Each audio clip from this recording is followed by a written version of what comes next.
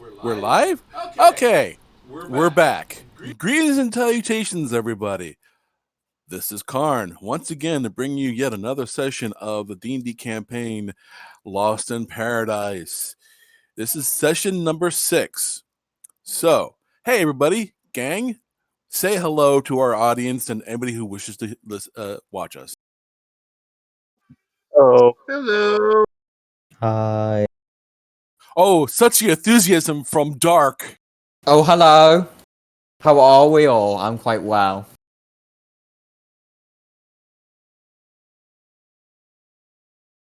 Wow, good enthusiasm from everyone. It works. I'm doing fine, sorry. Being set.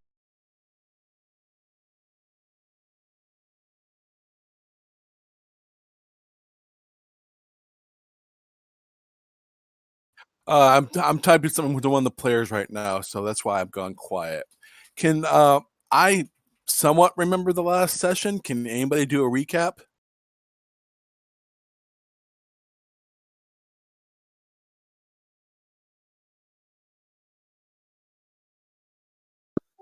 crickets. Yeah, I'm trying to think. I think we're fairly close to Loudwater now, and I think we fought some goblins and wargs along the river in the last, but we were traveling along the river.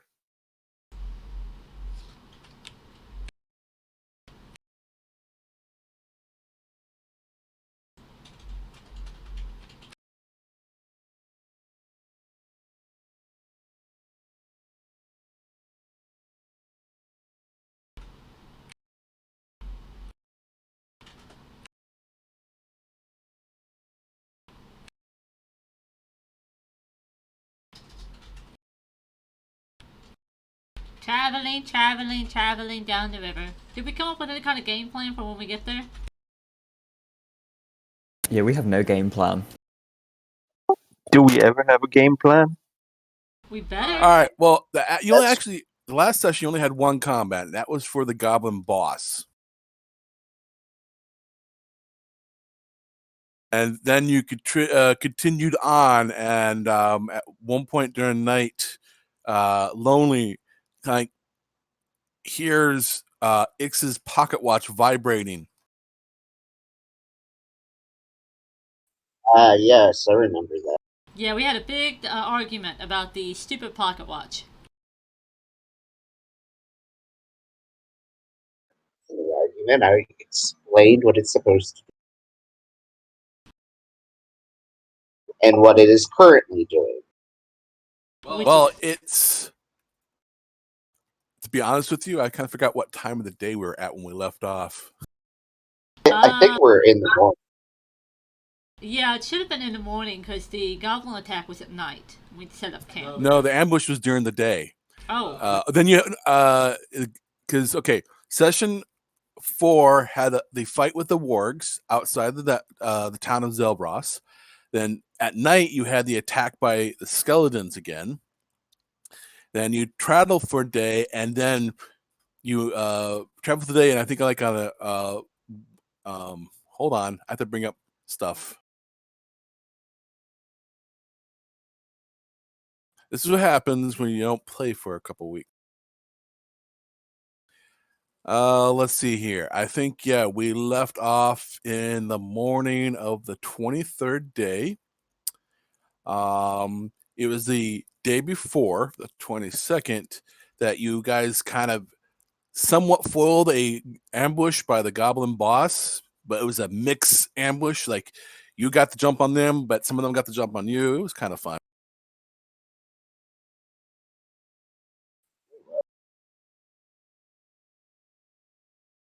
So it is, at best guess for me, the morning of the 23rd. It is partly cloudy, but the is calm, no noticeable breeze, and it's cool. So we're talking probably in the high 60s, low 70s. And it's still got intermittent showers. It's not raining on you right now, but you can see in the distance rain going over someplace. And I think this is the morning after you guys had the discussion about the experience with the vibrating watch. Okay.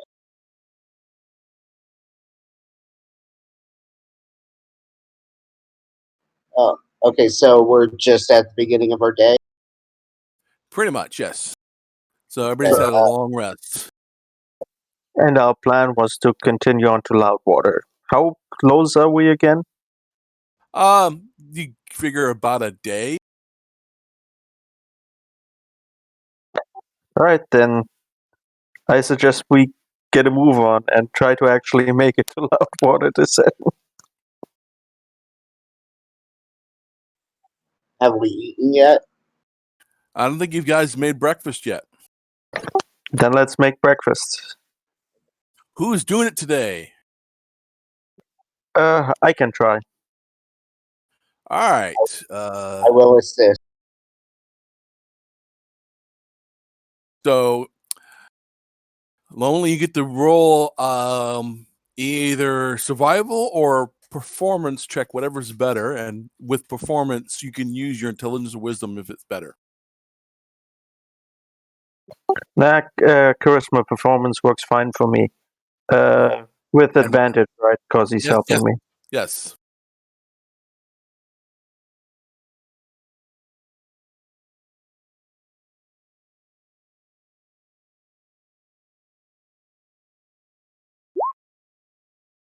Well, either way, not that good.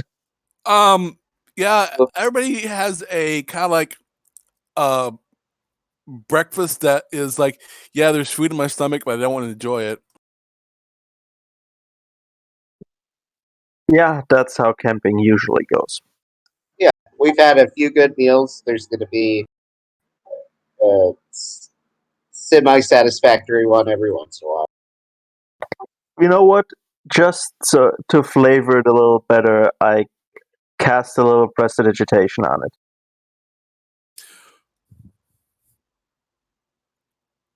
Okay.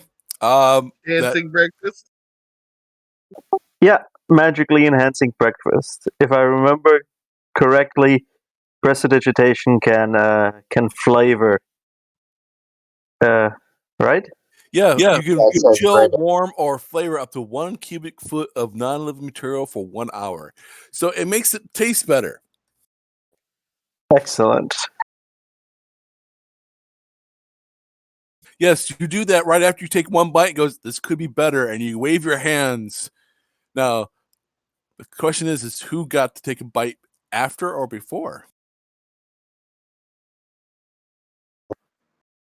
Everybody roll a d20. Yeah, let's do that. Yeah, reroll a d20 and see what you come up with.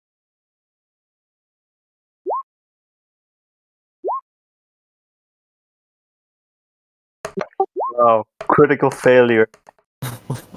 Well, you got the one, and then you noticed it to better flavor it. Okay, so that leaves Garrick and Rahatsu. Garrick and It's Cherries. high. I'll tell you in a second. Okay.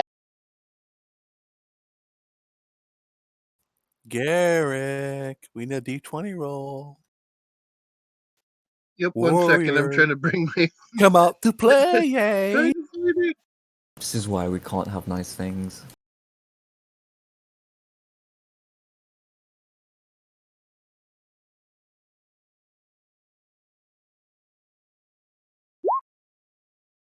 Okay, the only people to notice how bad the food was before it got flavored was Nura and Garrick.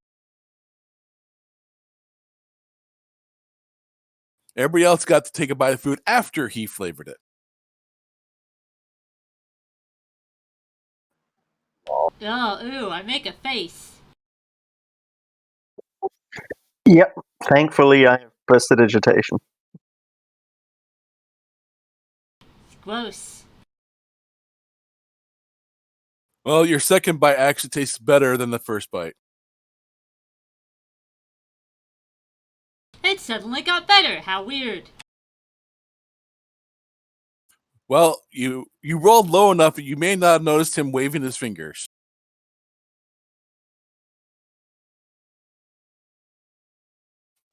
I'm not sure I was brave enough to take a second bite. You may have pulled out a ration and ate breakfast as it is. I mean, I rolled a 9 on the performance check, so the food's not that bad. No, it's not disgusting tasting. It is kind of like, yeah, I've had better. All right, so after breakfast, you all get up and rolling along, and like I said, so it is cool. So you bundle up with any cloaks you have, to ward off some of the cool air. And as you move along, it not much is happening. Actually, it's normal forest sounds from the forest to your south. The water is streaming by. Though at about noon, as you guys probably stop to take a quick bite for lunch, you do see on the other side of the river, mind you, it's kind of wide at this point. You can make them out. On this side of the river is you see a couple of wagons going down the trail in direction of Seacomber and Zelbras.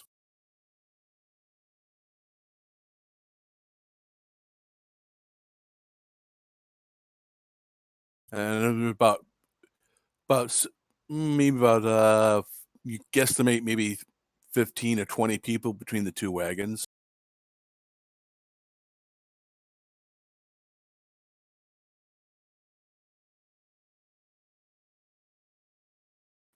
How close are they? They're on the other side of the river, and the river is is a little wide at this point.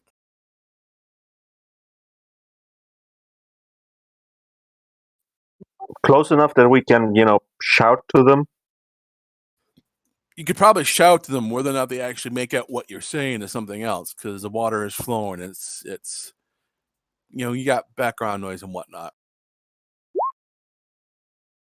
All right, then I'm gonna use thaumaturgy and make my voice boom up to 3 times as loud as normal for a minute. And I yell over to them, "Are you okay?" Well, they clearly falter for a moment at the surprise booming voice. Look across the way, see you all, and again, due to the being on the other side of the river, you can't quite make out their expressions, but they do yell something back. Roll perception, and anybody who's ever interested, they can roll perception.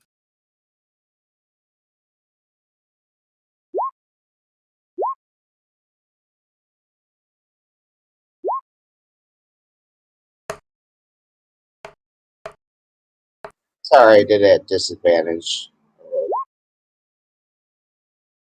Jesus. I'm perceptive. Well, Nora hears what's happening.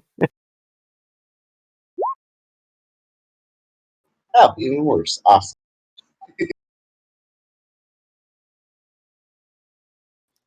All right. So I'm guessing going to attempt here. And Anton. No, Anton did. 1, 2, 3, 4, 5, 6. Oh, there he is. Okay. Nura, Cherish, and Prim can make out someone yelling back, leaving the Loudwater, don't go there.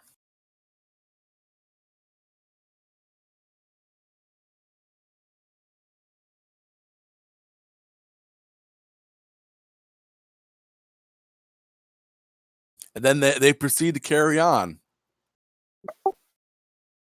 In fact, a little bit more hurried now. All right. Then I guess we also carry on. Well, at least we know to possibly be ready for something. Yeah, but I mean, we knew that ever since the cops hired us, right? In Succumber. It's not like they hired us to go to Loudwater to have a picnic. They That's hired us to go there to deal with something. Once we get the goblins out, we can have a picnic. Sure, we can have a picnic, but you know, maybe we'll buy the food in an inn. All right. Well, at the point on the map that you're at now, it gets you to about to the evening. Nothing else has occurred. Once about you say late afternoon, probably about 5ish, you saw another wagon going down the trail in direction of Zelbras and Succumber. Just a singular wagon. You guesstimate from what you can see, probably about maybe 4 people. You can't tell that you couldn't tell who was lying down, but you guess about 4 people were in that wagon. You can definitely from the where you're at, you can make out the glow of the city from where you're at, but you probably think you won't reach there if you continue on nonstop. You might reach there early morning. Otherwise, if you stop now, you'll definitely make it there in the next day. When you say early morning, what are we talking about? Like 9 a.m. or are we talking like 2 a.m.? You're guessing probably about the 3 or 4 o'clock hour, possibly. Then I would suggest that we get to maybe within an hour of there and then take a short rest to get it to early morning. And then make our plan and possibly attack.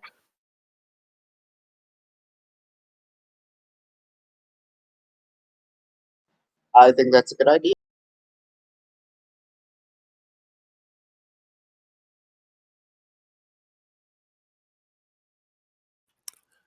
Well, then you continue on through the night.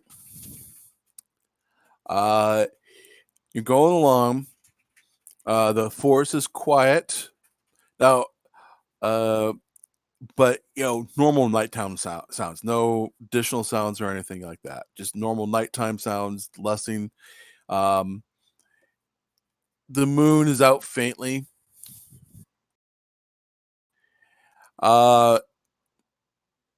When you get to about an hour outside the town, which is about you pretty much can an hour away, you can make out the smokes and the fact that there's a town in the distance. You see the lights, but you can't see any activity per se, even from that distance. I mean, you're an hour away, but you can make out the outline of the city and such. There's enough lights you can make out that they have their lights going on. You don't hear anything extraordinary, and it's about 3 a.m. for you at this time. All right, so I figure we do a short rest now, and then we sneak close enough to where we can see what's going on with the city, so we have enough information to, make our plan of attack. Maybe instead of all of us sneaking, we have someone sneak ahead. Right, we do have a ranger who possibly would see that as their job. And priest, who I believe is good at sneaking. So what exactly do you want me to be looking out for and return back for? I mean, essentially just a general overview of the situation, the presence of enemy forces, the disposition of any enemy forces, the presence of any friendly forces, their disposition, the general state of the town. I don't know, anything you might be able to tell us, any information you figure would be helpful to us in achieving our mission. Okay. How close are we to the city, and do we see anyone patrolling outside? You're an hour away. You can make out the outline and its lights and maybe some smoke, but you can't make out any finer details. Okay, so are you guys staying here and I'm going up? Well, are you going to do it after or before the short rest? After the short rest, it'll be dawn or just after dawn. So it depends whether you. Well, actually, you're stopping at 3 a.m. You short rest for an hour makes it 4 a.m. Dawn isn't more until like 5:30. All right, yeah, good. So we could Actually, no, sorry. Dawn is later because I forget the time of the year it is. It's about the late April, so dawn isn't probably happening until about what 7:30 maybe. 6:30, 7 o'clock. Actually, yeah. Well, if it's an hour away, I would get there, look at things, and then get back. It would take me what, three-ish hours.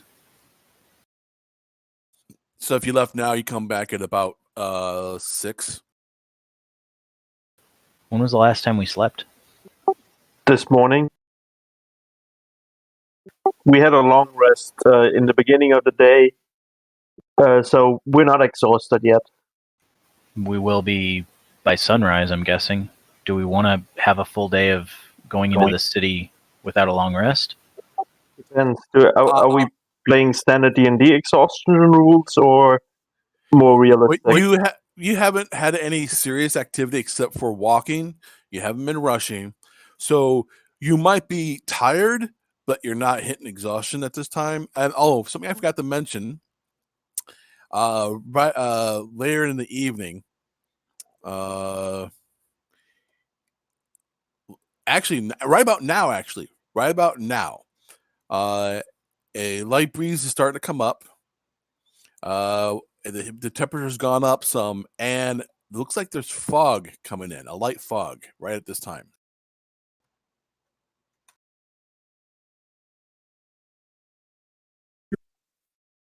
All right. You know what? Maybe if there's fog, we don't immediately go check out the city, or at least Prim doesn't, because I mean, depending on how thick the fog is, he might not actually see that much. So maybe we all have a short rest, and then we collectively creep closer to the city, and Prim just goes the last 100 yards or whatever to where we stay just outside of viewing range, and Prim goes to check then. That way, maybe the fog will have lifted a little bit the closer it goes to dawn, and he won't have to do a 3-hour round trip just to scout for us. Okay. Well, and the rest of the party? Yep, I'm fine. Sounds good.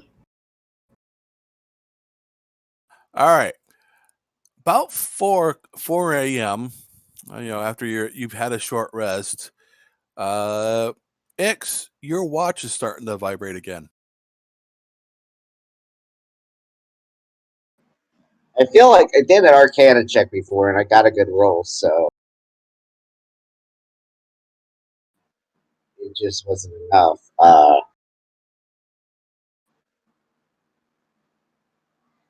He shakes it. See if that helps. Cheris sort of speaks up and says that every time Ix's watch has been vibrating, that his veal also has been humming. My veal. Your All right. Is there another thing that is called a veal other than the meat? VO as in VIOL, like the short.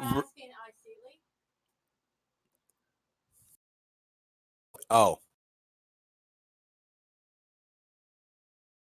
I mean, I'm asking out of character if there's another word because as- English second language. it's a old version of the violin. I sort of pull, Right. And now I remember that's his bodic instrument, right?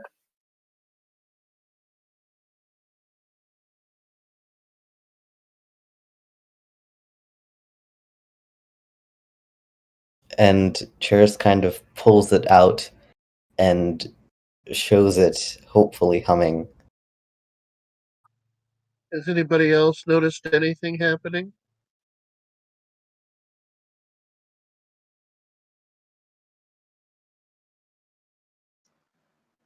Seems not. And your watch stops vibrating. It basically, if you pulled out your watch, you've seen it spinning. Every single dial and part of it is spinning like crazy when you pulled it out. And then right about now, after you said your last sentence, it starts winding down and resetting it back to its normal proper time. At that time, Rahatsu's veal, it was humming and in a kind of like a semi musical tune, but then it stops the same time his watch stops spinning on a discordant note. I know this might seem apparent, but I think there's some weird arcana shit going on right now.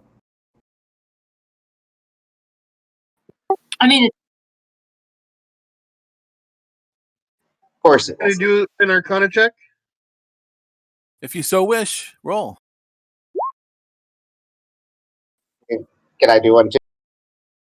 Whoever wants to wish a arcana check, you may.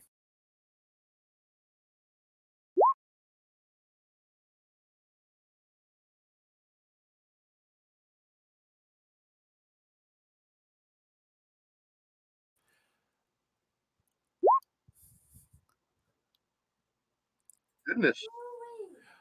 Wow. All right. Yeah, there's definitely something going on that is affecting your items. And it seems to then a wave comes by right at this moment and floods over you guys, just like the last time.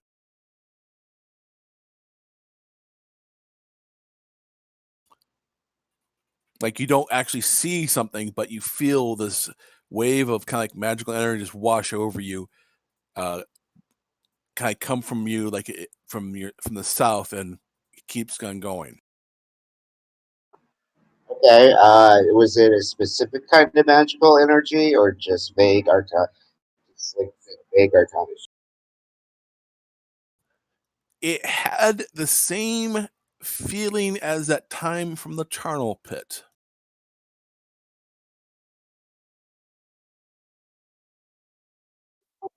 All right. I vote we just postpone whatever this weird shit is until after we've dealt with our mission in town. But what if this is related to the weird stuff going in town? We can't go in blind and not know if we're dealing with some bigger magic force here. How do we resolve this, though? Didn't we try analyzing stuff back at the pit and we couldn't figure anything out? Yeah, and I mean, just vaguely, it comes from the south. We could be wandering through the forest for weeks and months not finding anything, and we've spent quite some time getting to basically the outskirts of this town to Loudwater. So I figure we're here. Let's just get it done.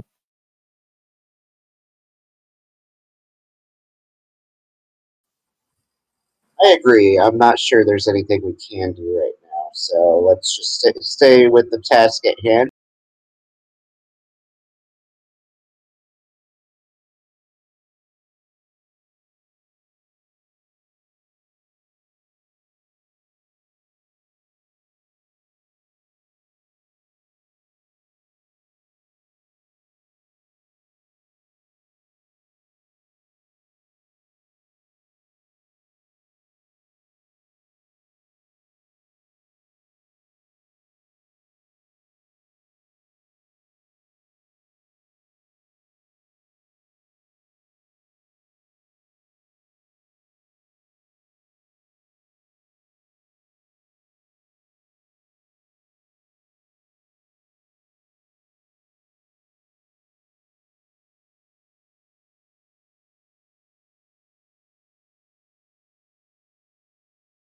Alrighty.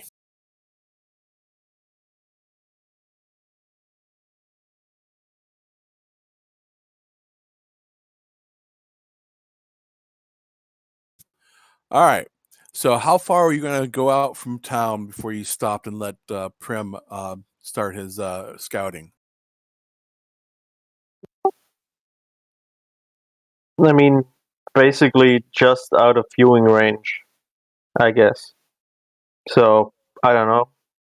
Well, as you're moving, the breeze has increased. Temperature has gone back to temperate, but it's gotten foggier.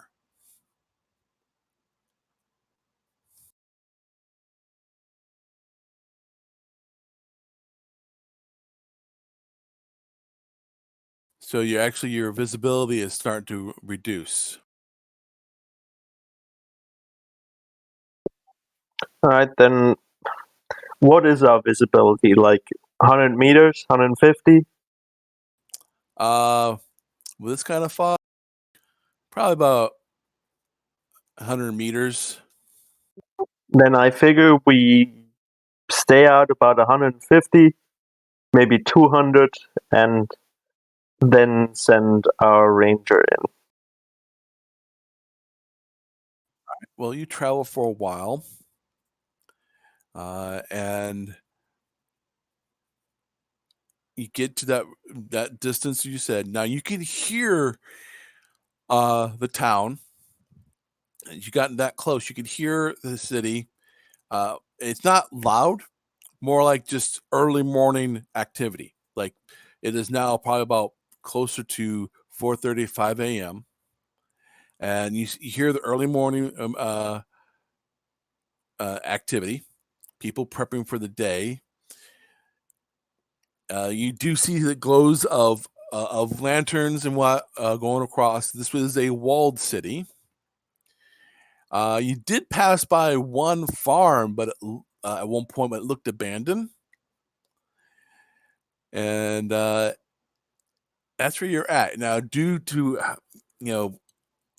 you can't make out the finer details of the city, because of the fog, but you do tell you're near it.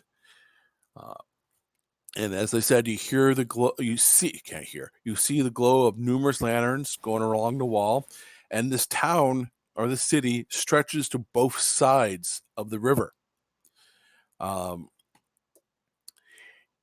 And as I said, you do hear early morning activity of people getting ready for their day. You do hear at one point guards yelling at each other,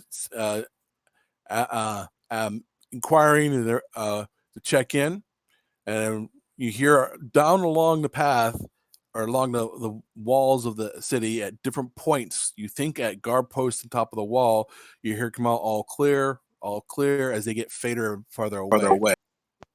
I thought Loudwater was supposed to be under siege. All you've heard is they were being raided. Ah, then I misunderstood that. In that case, why don't we just go into town?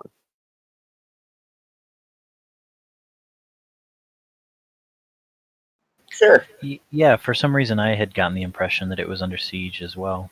Yeah, I figured we were gonna have to storm like a siege camp and fight siege ogres or something like that. No, all you've ever heard, including from the one family you rescued, is that they're being raided and somehow getting inside the city by unknown means, but never mentioned being under siege. Right? Then Now, Zelbras looked like he was under siege at one point. all right then. I say we try to find the gate, see if it's already open for the day. Maybe hail one of the guards.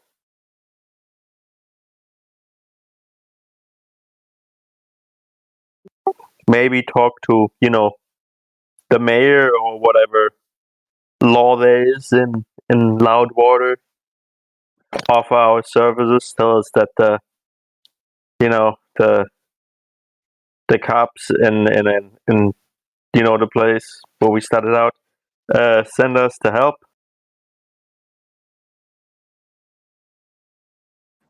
Yeah, I think that's probably our best plan now. It's not as dangerous as we originally thought. Or at least differently dangerous.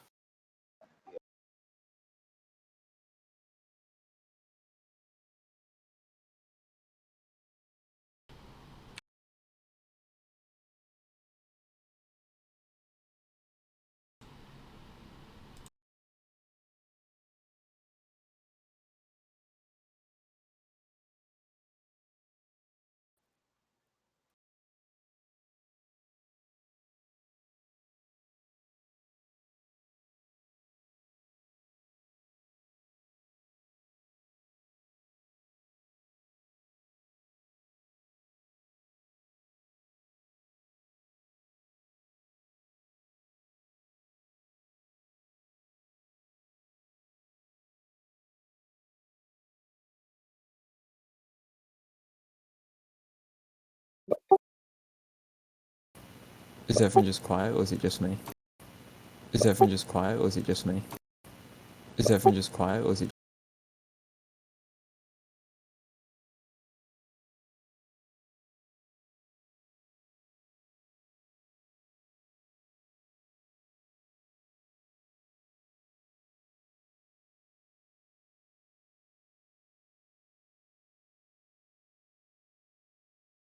Oh, okay.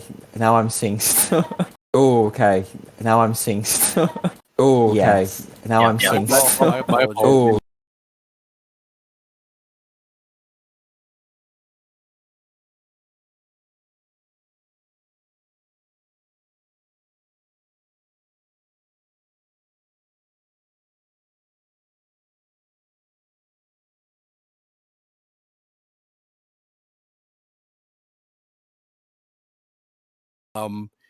He hasn't. I don't think Prim probably he's even been here because he hasn't too big of a city for his usual taste. Because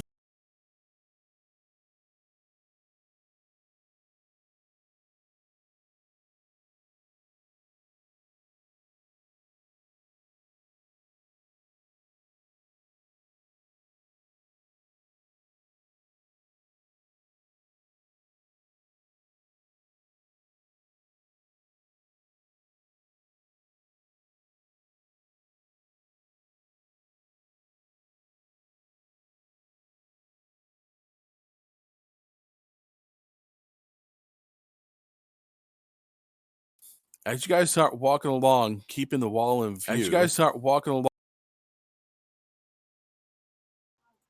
you do hear at one point from one of those guard posts up top of the wall, it's like, "Hey, you there!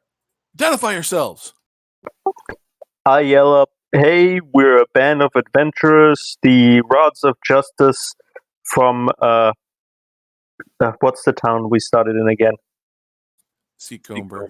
Yeah, the Rods of Justice in Seacomber send us to help you guys out." Oh, well, you came on a night where there's no goblins rage, so yeah, keep coming around the wall, and I'll let them know to let you in. I yell up, "Thanks," And and you hear him call out to another guard, and they start chain, messaging. Cool. So in about 30 minutes travel of walking,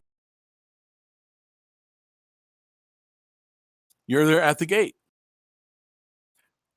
Now, as you're walking along the south side of the city, you do see signs of some fighting out in the fields. No actual marks on the walls itself, like nothing sieging them or no damage to the walls, but you do see fighting, like evidence of there's been fights out in the fields around here. And you see a number of farms a little bit further out, but they all, from this distance, look to be abandoned.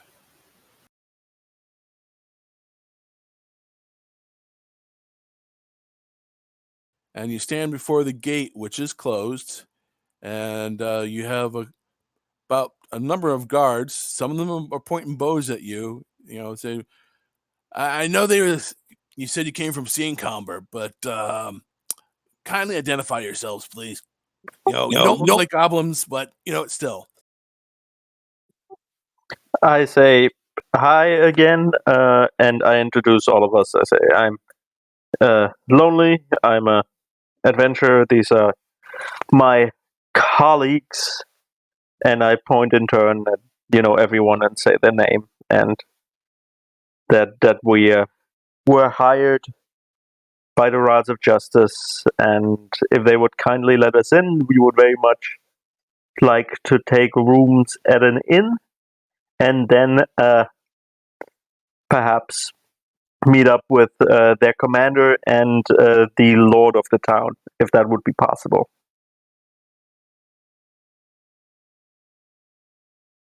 One second. Bring up something.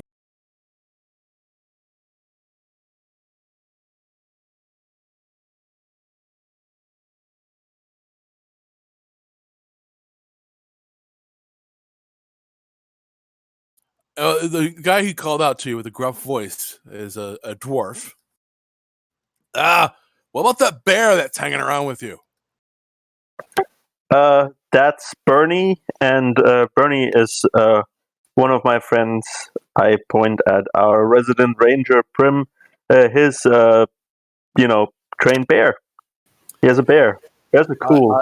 Hey, Prim, when Lonely calls her Bernie, she gives you a strange look. Bernice. Right. What I said, Bernie. She just shakes her head. I mean, if they don't feel comfortable, she can stay out here in the forest or something. Well, hold on. You said that bear is with you, like trained in something? Yeah, the bear's cool. Well, I mean, she doesn't look like a warg or a goblin, so okay. All right. Just past the gate, past one building, you'll see the Scarlet Shield Inn. You can get some rooms there. And at that point, the large gate, which you see is both a portcullis and a larger wooden ironbound gate. First, the wooden ironbound gate goes up. Sorry, not up. Opens up side to side, and then the portcullis goes upward, and you see the inside of the town. Cool. I asked him if there's an inn they could recommend. You didn't hear me? I just said just down the street past one of the building is the Scarlet Shield Inn. All right, yeah, I did not hear that. Well, get the wax out of your ears, youngin'. I'll try. It's been a couple of days on the road. We have not had a chance to properly wash. All right, I ask everyone if they are okay with taking rooms at the Scarlet Shield, or if they, looking at the map, would perhaps like something a fair bit further north, maybe something with a kinky name.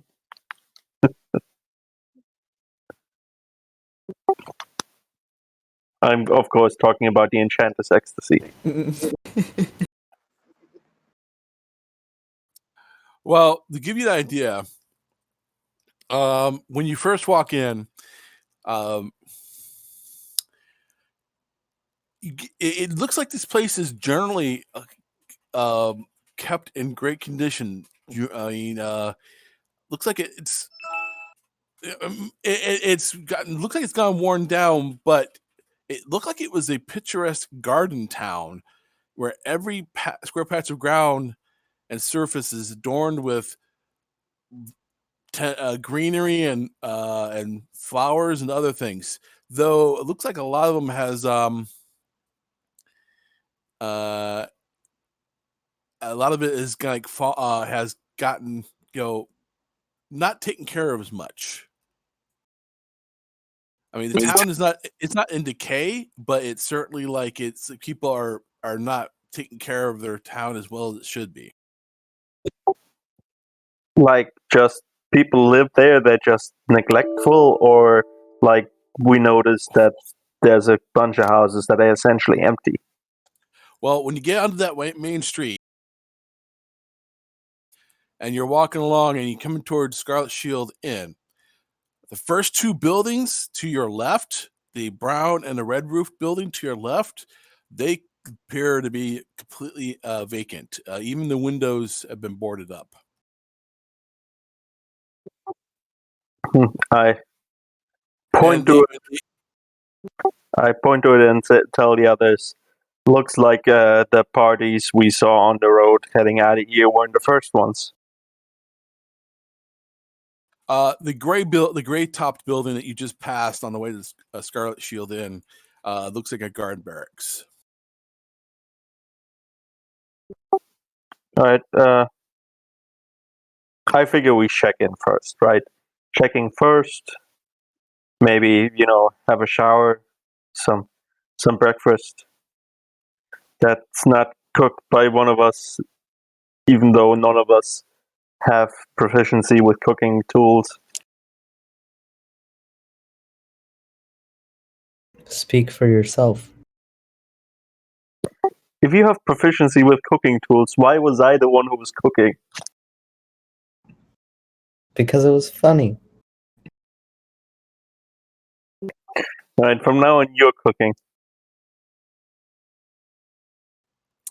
Well, when you get to the Scarlet Shield Inn, although of average quality, with deliberately rustic furnishings and apparently cleanliness and service to match, the Scarlet Shield could actually be relatively enjoyable.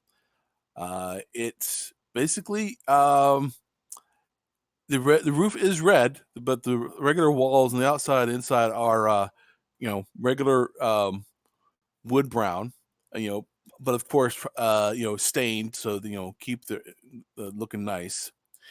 When you get into the main room for the doors, behind the counter of the inn, which serves as both the counter, like the check-in counter, but also the bar, over the dead center over that area is a big red shield.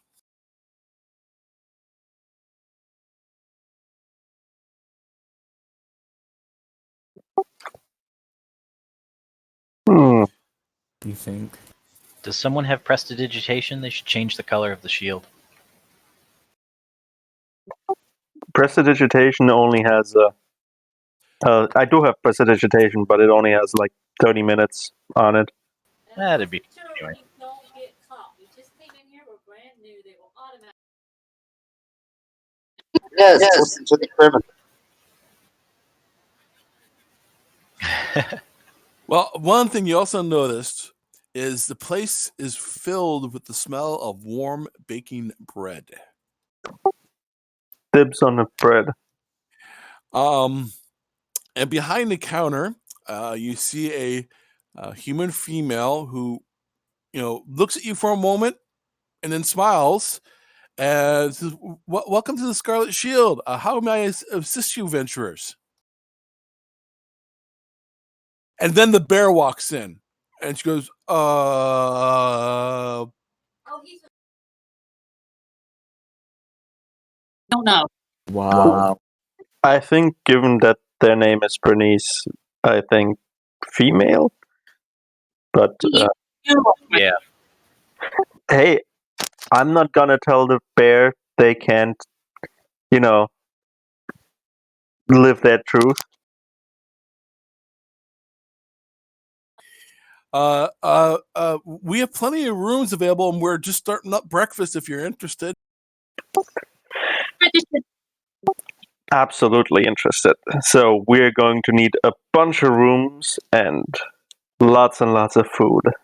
And thank you. Well, we have some of the finest dwarven ale here, supplied by one of the families. I think it's probably a little early for ale for me, but maybe some of my comrades would prefer it. Maybe for me, just milk to go with some of that excellently smelling, freshly baked bread I can smell. Morning alcohol is a must. Helps you grow hair on your chest. Oh, I follow Nura in the alcohol. Well, okay. This inn is large and spacious. You see plenty of tables. You see uh, in the common area, a bunch of tables. Majority of them are empty, except for one is occupied near the fireplace by a by a pair of classic sense farmers. And so we'll go ahead and find a seat, and I'll bring up breakfast to you. Eggs, bacon, sausage, toast. Spiced potatoes. Let me know what you like.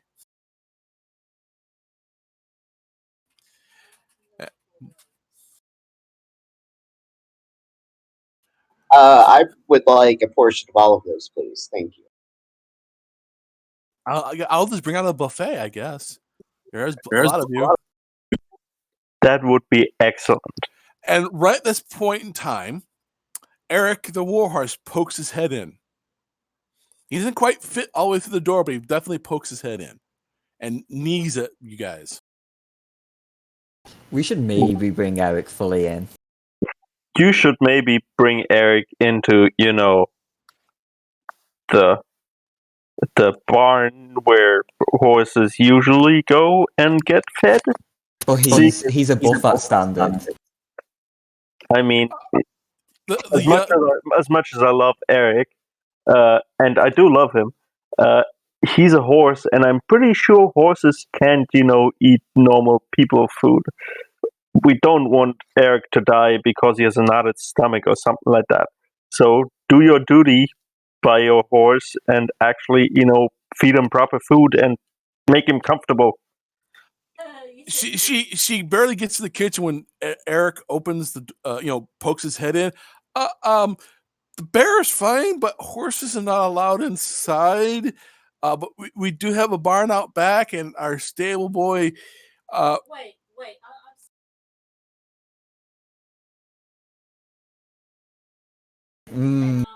The bear doesn't look like it's going to smash a table because. I honestly think she should be in the barn, not Eric. That's my personal view.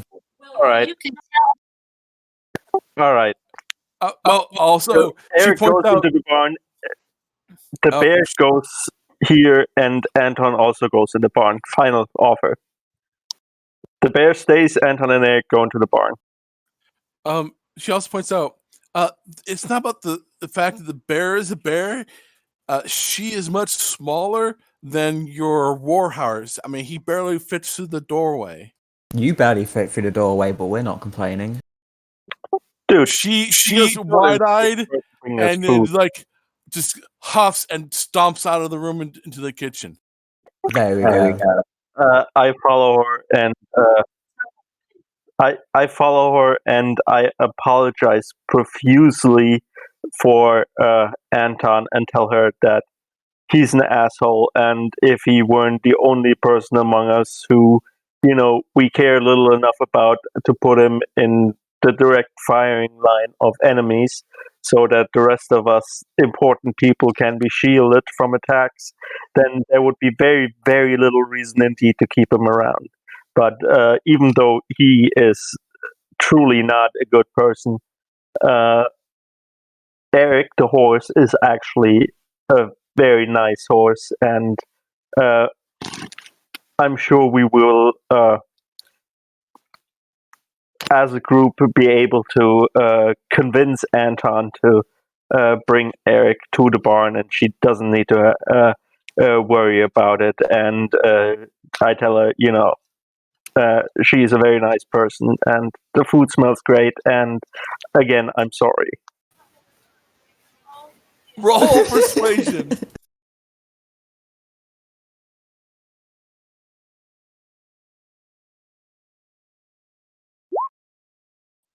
Apparently not. Wait. I cast guidance on myself. Oh dear. After he says all that, he goes, "Here, tap." So, can I convince you yet? Wait. It's actually 10.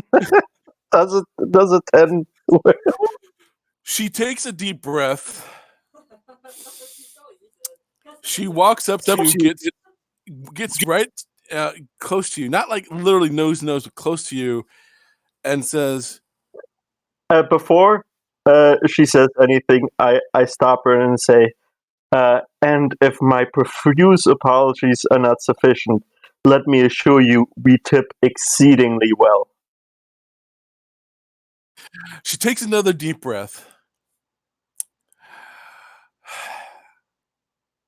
Get your idiot fellow to take his lovely, exuberant horse to the barn out back where Eric, our stable boy, can take care of him.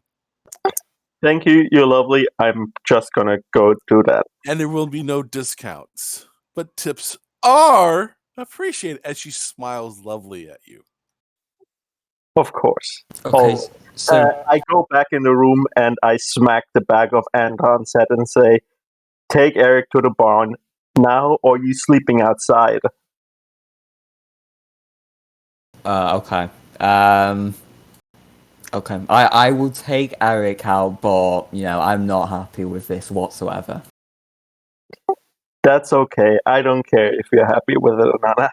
Can I flip a table on the way out? Not Maybe if you want Anton to could come stay back in the in. barn.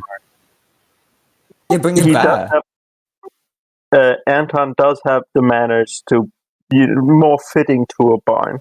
And if he flips that table, I'm certainly going to suggest that he either finds a different inn or stays in the barn with Eric. Eric is also size large. Yes, he is a large boy. The bear is only a medium. Well, screw your bear. So does Anton actually flip a table? Yes, Anton flips the table on the way out. Okay. There is I write the table and put everything that might have been on the table back on the table. What do I have to roll for that? You need to roll either acrobatics or athletics, and Anton can make an opposing roll of either athletics or acrobatics. I touch her arm and cast guidance on her. I mean, not her. On Kura's character Nura, who, if I remember correctly, is male. Oh, what the hell? Roll a d4 also, Nura. Can So you I got also 20 give total. Bard? Oh, I'll let you throw a bardic inspiration. It's like, but hold on. How do you inspire her? I'm sorry. I say I say drag his ass out of the inn and make sure he sleeps with the horse. I mean, What? near the horse. Near the horse.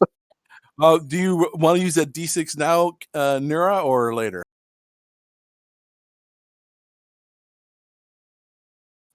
No. Yeah.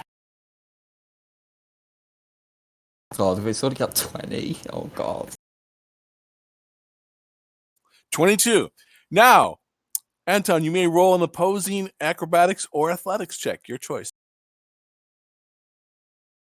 And you are successfully dragged out by the taller but skinnier and weaker Dragonborn. This is so sad. I'm annoyed now.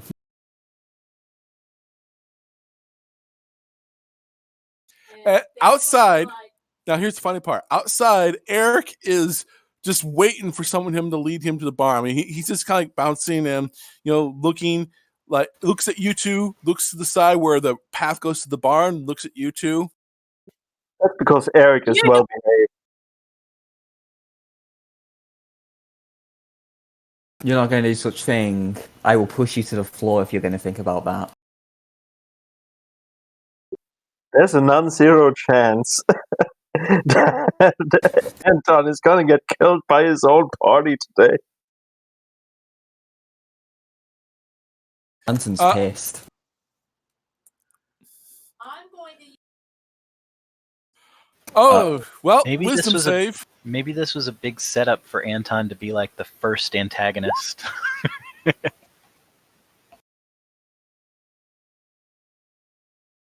So, Mr. Anton needs to make a wisdom save. Oh, shit. No, he is charmed.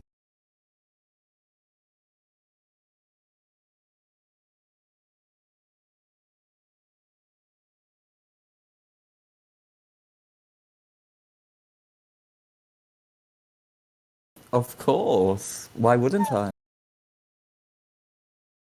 Yes, let's go inside. No one's taken Eric to the barn yet.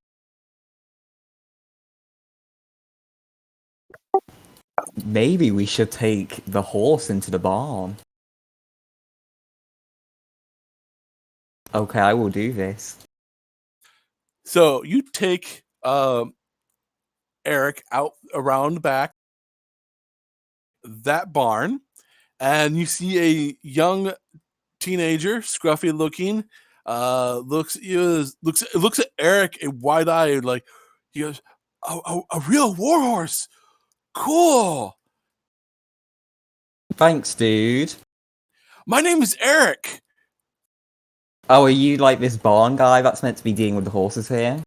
Yes, I'm the stable boy. Oh, how nice. Can you please take my warhorse and please be absolutely careful with him and not harm him? Thank you. I'll brush him down and feed him and clean his horseshoes and everything. What's his name? His name's Eric, believe it or not. Oh, right. And he basically pulls an apple out of the apron in the front of the pocket of his apron in front and offers it to Eric, who kind of looks at it, munches down, and then proceeds to walk into the barn. And then the kid follows in, and you can see him start to take off all the stuff from Eric. What a nice chap. And then you stroll back around into the Scarlet Shield Inn.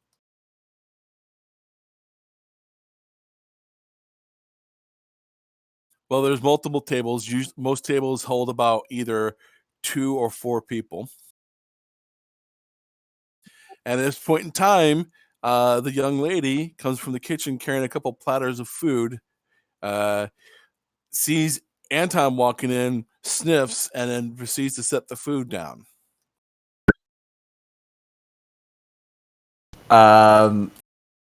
Excuse me, miss. I apologize for my absurd behavior.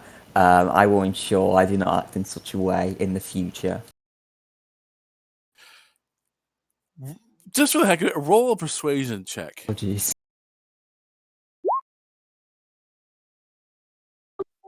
Wow. Oh,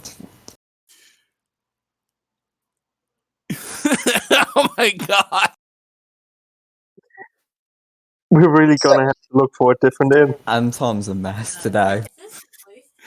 She kind of like looks at you, sniffs, puts down the food, and just walks back into the kitchen.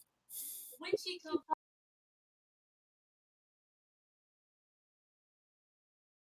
Oh. Okay. She comes back out with another plate of food and a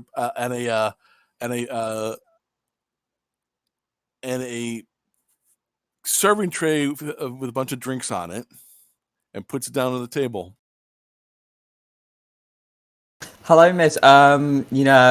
Just to show how sorry I am, I would like to offer my services to clean your dishes for 30 minutes. Roll persuasion again. I swear to God if I get 5. She takes a deep breath. Fine. 30 minutes. Eat your food first, and then come back there to clean the dishes. With pleasure. So, You all Nero, sit what down. did you do to him? Charmed him.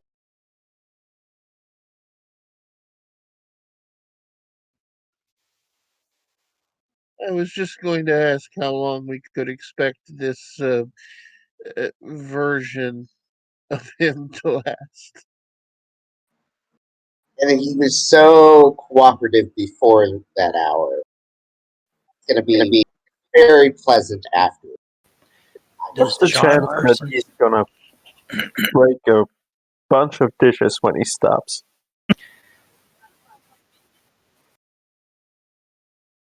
Does charm person scale? So if you cast it as a second level, does it add hours to the length or something? Oh, it adds people. Okay. So, you guys dive into your food, and it's actually pretty good. Oh, the young lady brings out a rather sizable size of beef and puts it in front of Bernice. Very excited. Uncooked. And Bernice, of course, looks at it and proceeds to chow down. So does Anton eat fast or normal? Anton's gonna eat fast. Okay, well, the food is good even though you inhale it. In fact, you realize you hadn't had this good of food since a while because you didn't have a chance to sit down, eat, and see Cumber when you arrived. So you haven't had a home cooked food like this for a long while. It's even better than Prim's cooking. Well, you should all cook like this because this is some top tier standards, and you all need to get these standards when cooking, please. Do remember that you almost got us kicked out. I would never do such a thing. Of course, no, I feel really bad for what I did, and that's why I'm going to offer. No, that's why I'm going to clean some dishes. And within 10 minutes, he finished his plate of food and quaffs down whatever drinks he felt like. Okay, I'm going to clean some dishes now. Bye. He goes scampering into the kitchen and just digs right in and starts cleaning dishes without even taking off his armor or anything. So she comes out. By the way, I failed to introduce myself. My name is Keela, and I'm guessing you need rooms as well. That would be incredibly great. Unfortunately, I can't give you the best rate I can give you for rooms is a gold piece per night. That's fine. Wait, It's a little before hefty. before we say anything, what is the standard rate in? Well, ours is a gold No, piece per night. I'm not asking her. I'm out of character asking our dungeon master. Well, in other towns that you've been into, I mean, this is only like a 3. Sorry, give me a second. I consider it like 10 times the price of like a small town. Actually, the price is for this quality of an inn is about average. In that case, I say that sounds absolutely fine. We'd be more than willing to pay that.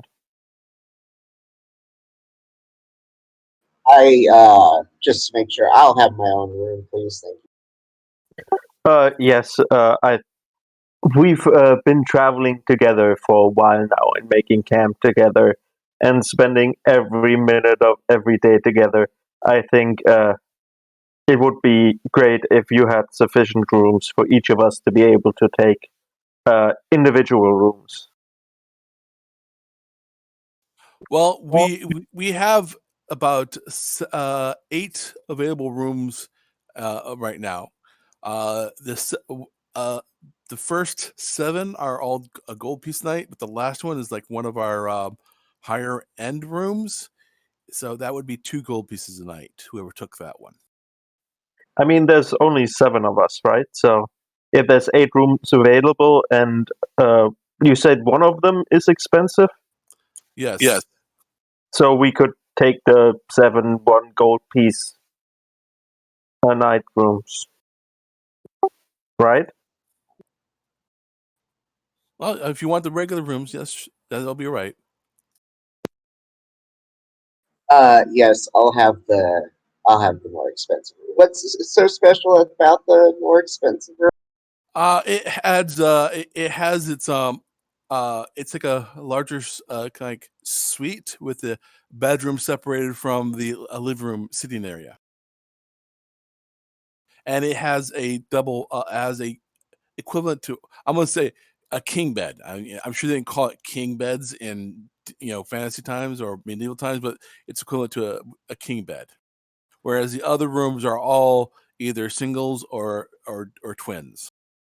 Yes, I'm going to be taking that because it would be lovely to sleep on something that almost fits me at least.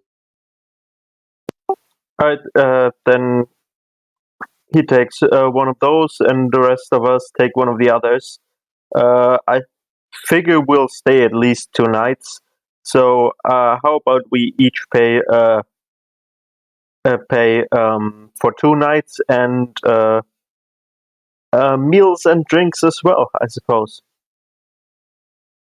Well, for the other regular rooms, there'll be total of 2 gold pieces each room. For the suite, it would be 4 gold pieces. As for food and drink throughout the day, a gold piece per day, so additional 2 per person. All right, so that's 4 gold pieces for most of us, and 6 gold pieces for the more expensive room for 2 days, essentially. For 2 nights at least. Okay, right? well, she goes over and goes behind the counter, grabs a number of keys, and hands you each one. The one she hands to Ix is actually kind of like a bit of a fancier key, not gold plated, more like silver plated. I take my key and I hand her 4 gold pieces and an extra 5th gold piece as a tip. She appreciates it. I follow suit with the same amount of gold. All right, where everybody go ahead and deduct whatever gold you the minimum of 4, except for Ix, which is 6, plus additional amount for tips if you wish. Should I not deduct because I'm not actually in the room? Well, she'll come to you and says the cost for the room will be and food for the next 2 days will be 4 gold pieces total. Okay, I'll deduct 4. And hands you a key. Oh, all keys have a number on it. For those who have regular rooms, it's key rooms 1 through 6, and then X's key has a number 8 on it.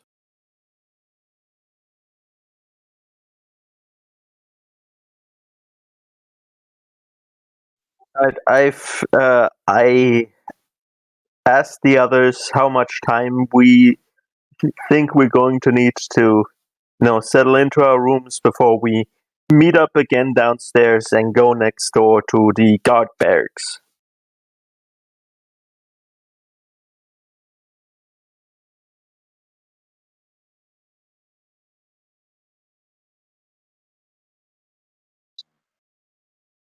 I'm sorry, can you repeat that?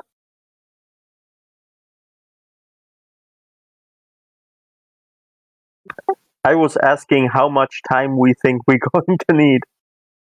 Well, actually, after you had this good meal, you guys are starting to feel the effects of not getting much sleep for the night.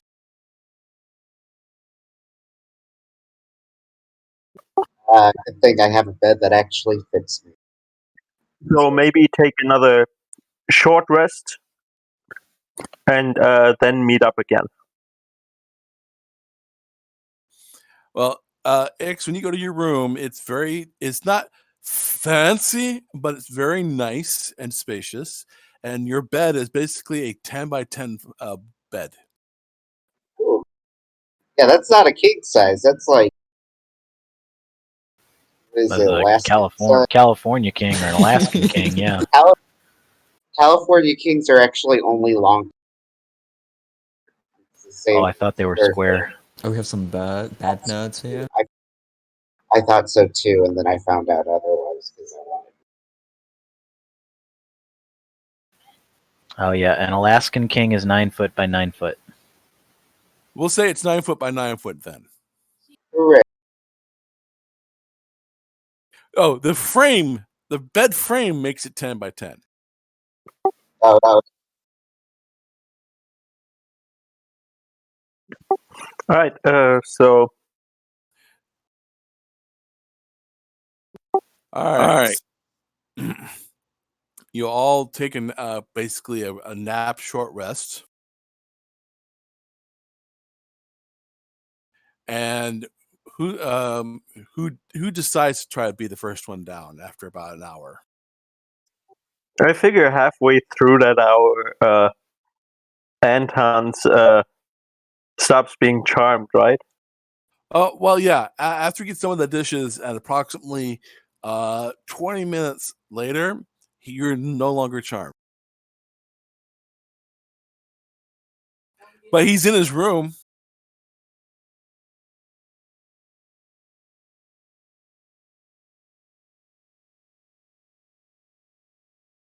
I'm just gonna be the first one down, and he's going to be annoyed. Right. I figure I'm gonna try to be the second one down then. Well, Anton is in the common room. I'm gonna assume you're seated somewhere, just fuming. Yes. A rather large human walks in, flanked by heavily armored, flanked by a pair of other armored gentlemen. One looks like he might be an elf. You're not too sure from the helmet, and the other one is also a human. And they look like they're definitely it's town livery, like the town guard's livery, but it looks like they are higher rank. I introduce myself. Say, Hold on. Whoa. Hold on. This is when Anton's already down, but you haven't come down yet yourself. all right. I thought I was pretty much on his heels, but No. The way Anton described, may get the point across to me is he was already down there waiting and fuming. That he didn't stay in his room for very long, so I want to see how this goes. all right. Can Anton? Well, Anton's just gonna stare at these like soldiers, but give them sort of like a cautious, but they can clearly tell he's annoyed look. So yes, the guy who looks like he was in charge looks over at you, raises an eyebrow, and walks over to the counter where Keela is, and you can hear her ask her something, but he's keeping his voice low, and she says, "Yes." You hear her reply saying, "Yes, he's one of them. The rest are taking rests up in their rooms right now." But I would be careful around him. He's easily annoyed. He goes, looks over at you, Anton. You can tell he's sizing you up, shrugs, and goes sits at one of the other tables. Unless you want to do something, let me know, Anton. But about 10, 15 minutes later, down comes Lonely. So I see Anton sitting at his desk, and I see the guard sitting at another desk, and then I see the what was her name? Keela. I see Keela standing behind the desk. Yeah. Actually, they're not sitting at desks; they're sitting at tables, and she's Right. behind. She's behind the counter, cleaning the countertop. I make polite conversation with her. Funny weather we've been having lately. Stuff like that. Yeah, it has been raining oddly and more often than not. You look outside. It's still rather foggy outside, After and then the Af- rain comes by, sweeping across. after that little bit of polite conversation, I nod over at the guards and ask, "Are they here for us?"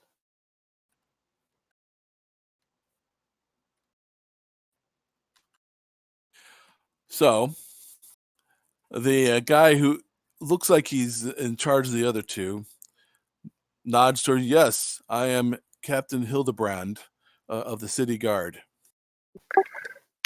I say, "Hey, I'm lonely.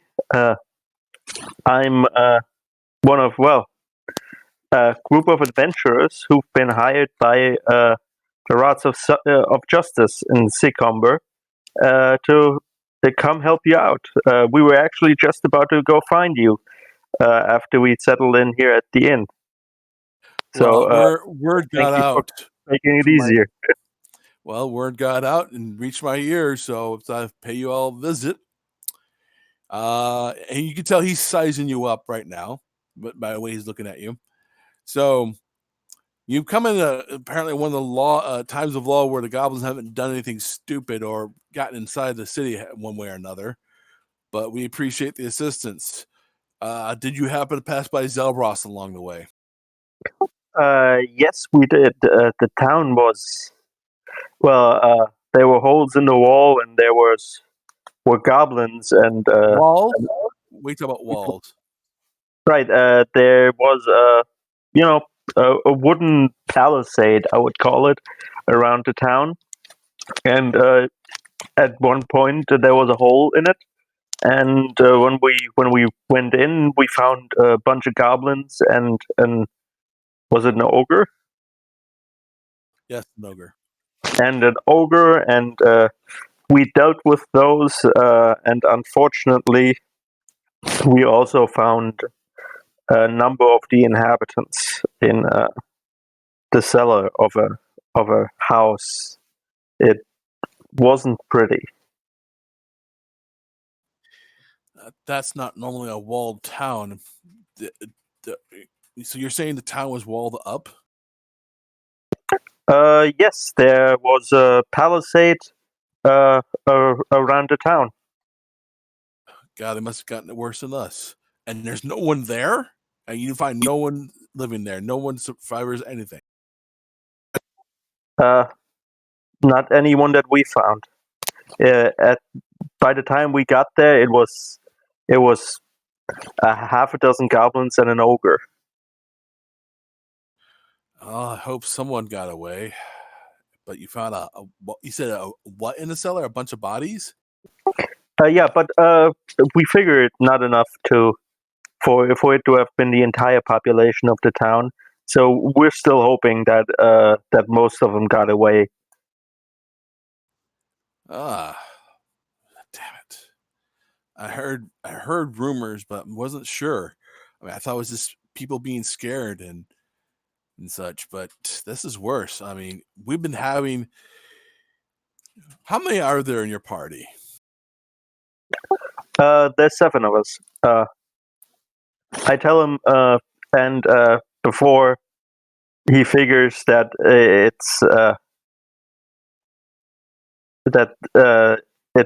as easy as holding back some goblins or even ogres.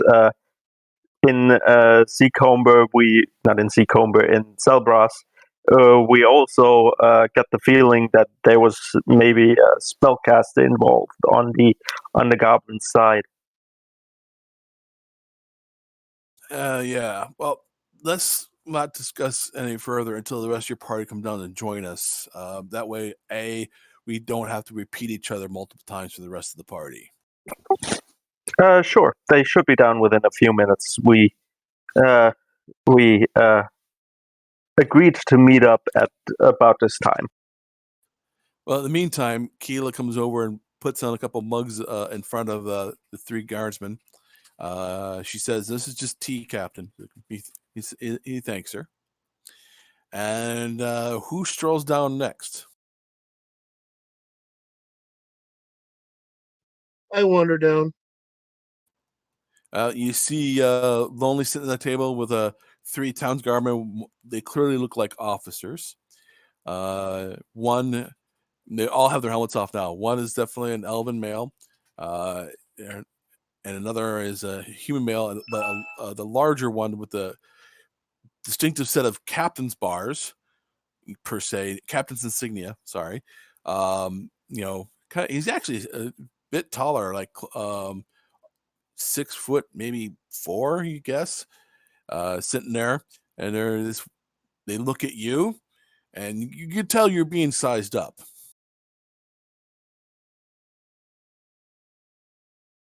And the rest of you start drifting down one way or another. Who's the last one to come down? Bear. Following you, assuming. Yeah. Well, when the bear comes in view, you hear the elf say something in Elvish, like "what the" type deal, and the other human, goes like, "There's a bear following him," and the captain's like, "Yes, clearly, yes, there's a bear following looks at Prim, an elven ranger. How often have you not? Hello." He looks annoyed at the obvious statement said by one of his officers.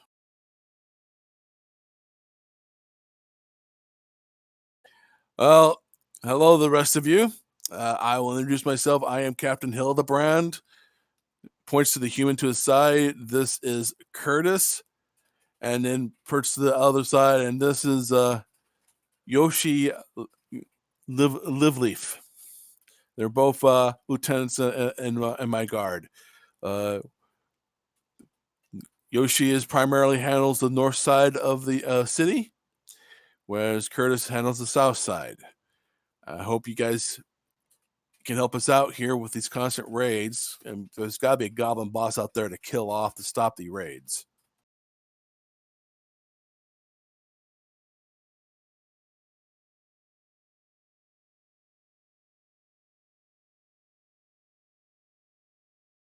He raises the eyebrow at the Dragonborn's sentence.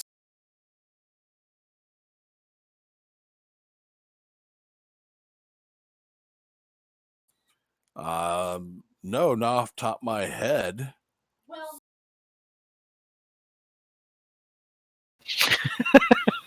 Wow, she's really crazy. Karamia just played the game with him. I just lost the game.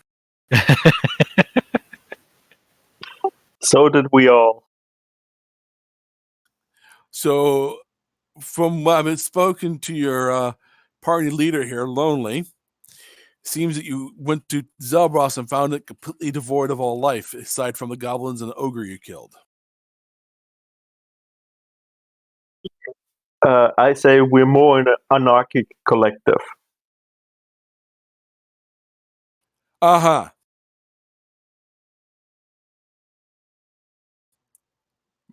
So do you guys, if anything else you might encountered along the way, or anything you tell me? Because look at it this way, we've been raided repeatedly now for the past couple of weeks. All the outlying farms we hit first. Luckily, most of them were able to get inside the city walls, but other families, farming families, there's a few that didn't quite make it, and there is no evidence. They've gone. They disappeared. There was periods of fighting, but no bodies were left behind, which I, in my personal experience, don't find normal for goblin raiders. Then,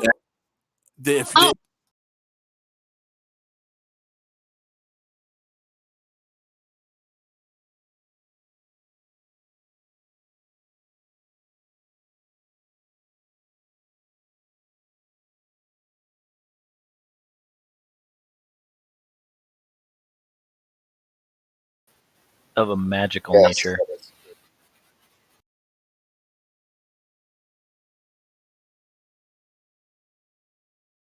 Oh my. son of a. Okay, so magical nature. Well, couple of our local, I would say, apprentice mages or sages thought they sensed something. Even the town leader.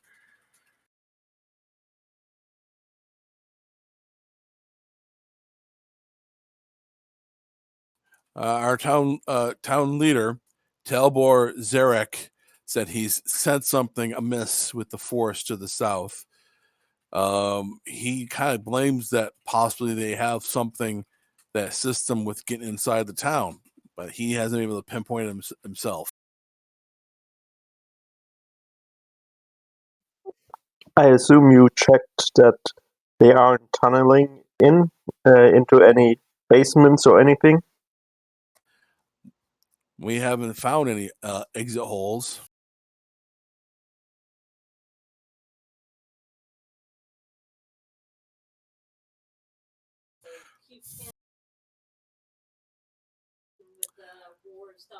Primarily here in the south part of the city, on the south side of the river. That's where the most of them are popping up in. Though on occasion they hit the north side, but not as often.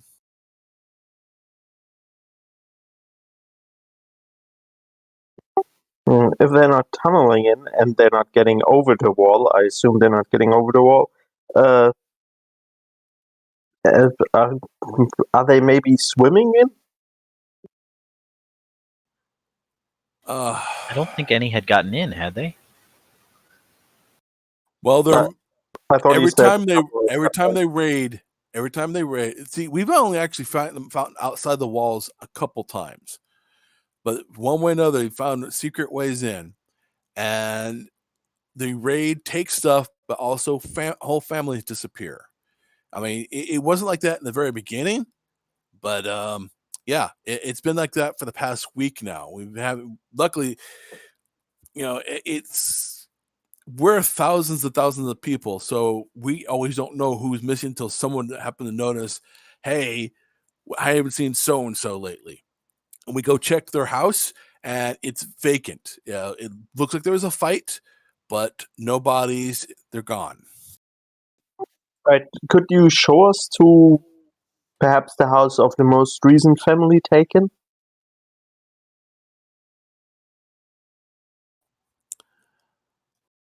Well, sure. In fact, as it be said, this one happened on the north side. All right.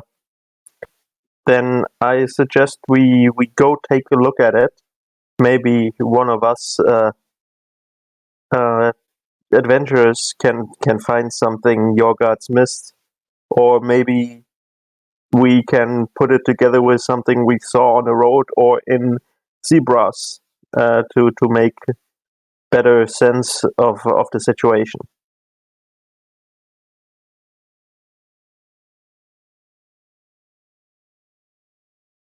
So who's going with the captain?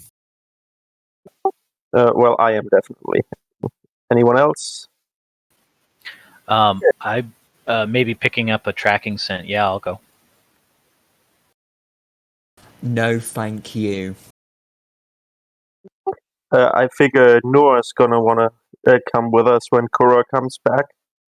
And I would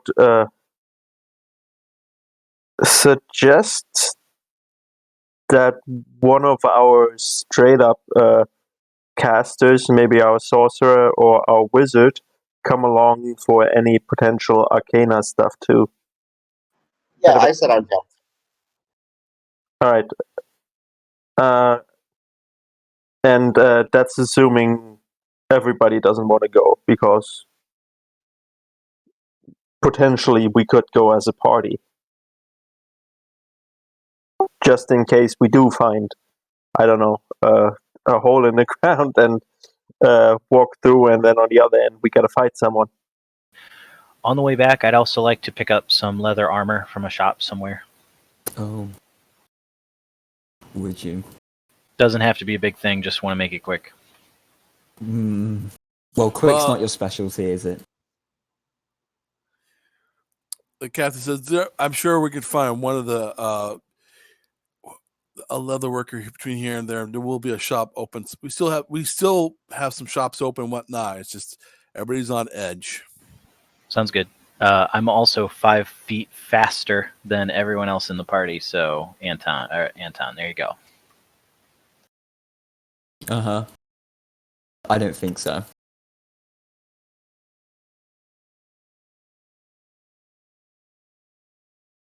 All right. Well, you all. I'm gonna wait till Kira comes back.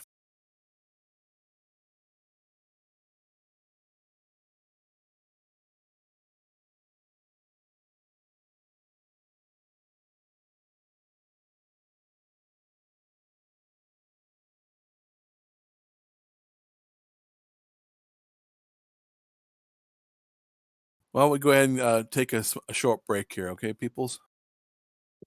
Yeah, sure. Oh, she's back. Never mind. The perfect timing. All right. You start heading along the road, the main road. So, who's all coming along in this group? Me as well. I'm going with. Me. Okay, so basically the only person staying behind is Anton then. Yeah. All right. He's pouting. He's very much annoyed. He's basically trying to keep himself out of trouble while being annoyed, I'm guessing. Exactly. All right, you all are traveling along the main road. In fact, the series of interconnected brown buildings on the north side of the road, you do see a leather worker in action there, Prim. Sorry, say that again. You do see a leather worker in action. It's part of the series of connected buildings with the brown roofs as you're just the north of you. Okay, yeah, I just want to pop in for leather armor really quick. Don't want to interrupt too much. Leather armor. He has a variety of different sizes. What size are you looking for? Medium humanoid. All right. Give me a moment. Are we with him or is he ahead of us? Well, it depends. Prim? I'm not sure. I Well- wouldn't mind having a look around as well. Okay. But see if he maybe has studded leather armor. If he does, that'd be ideal, but I was doubting that was a thing yet. Let us ask him. Does he have studded leather armor?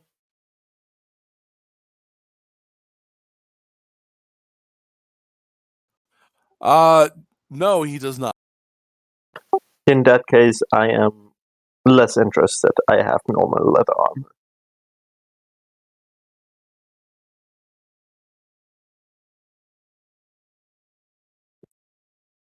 All right, I guess we wait on our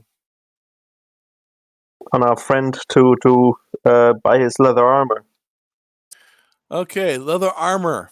Prim is going to cost you 25 gold.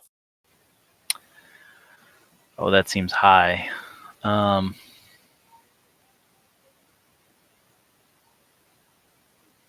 Couldn't you try and persuade for a lower price? I don't have persuade. Oof. I'll pass for now, and keep going. All right.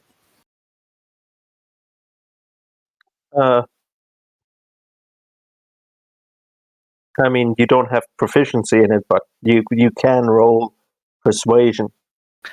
It's all right. I'm not a big fan of haggling. So. All right. You continue on. You do see a building here and there.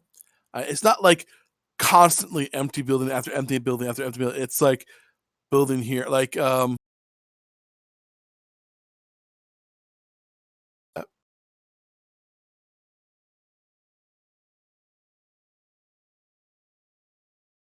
Oh, I don't have no idea what happened. It's not letting me change the shape.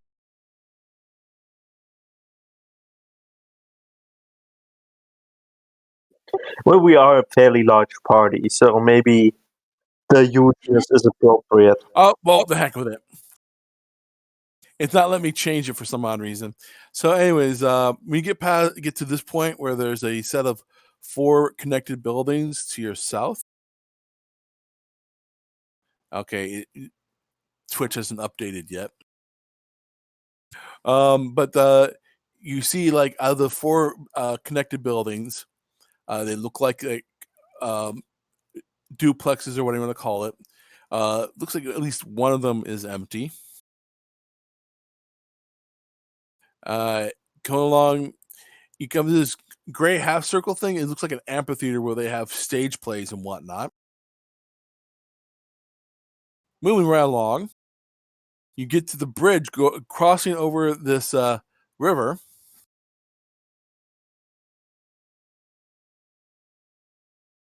Let's see here. It has, it's a very well-made, kind of look like elven made, in fact, bridge that has its arches over the river. But before you even get to the midway point, all of a sudden you see a fish flying over it.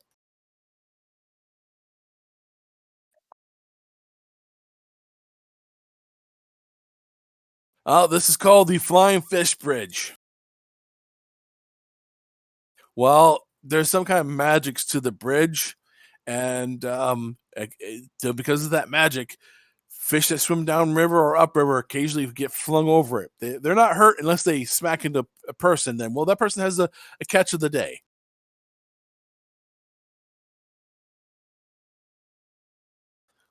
Nothing happens.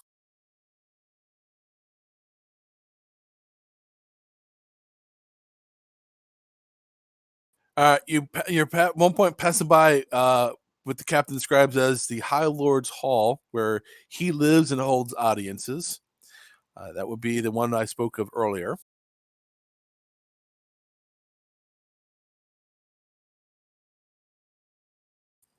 And then you get to this long row of houses. Now, this side of the river, all the houses look in better shape, different construction, like more elven work is involved versus the south side. The gardens are much prettier.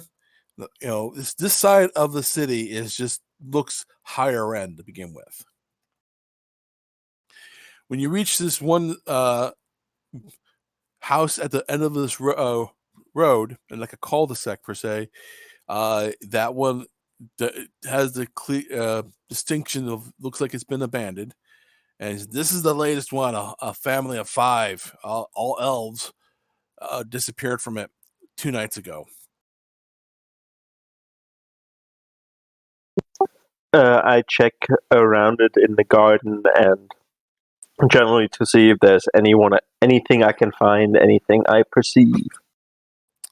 Well, you do see that looks like people tramped around in the garden all over the place. But no conspicuous holes in the ground leading to a tunnel. No, nothing.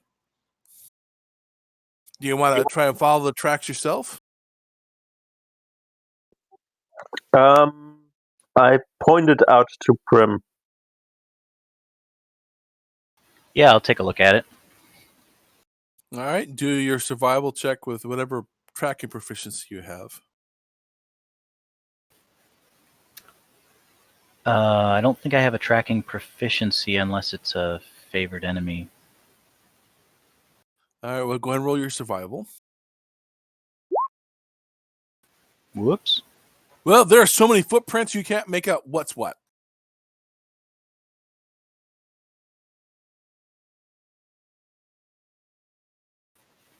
You get rather confused, in fact.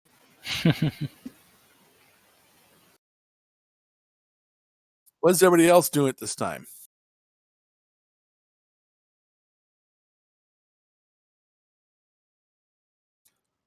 Nura, what are you doing?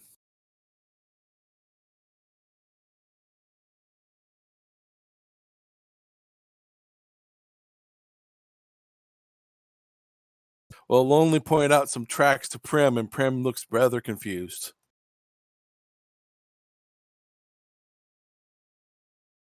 Yes.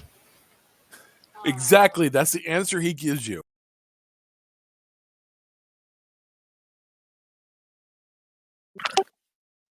Do the tracks look like they're going towards the wall or the river or the road? Roll me a survival check there, Lonely.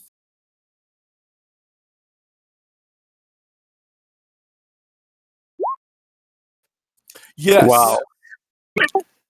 Yes, they look like they're going to one of those places. I am almost as confused as Prim is. Ix, what are you doing in the meantime?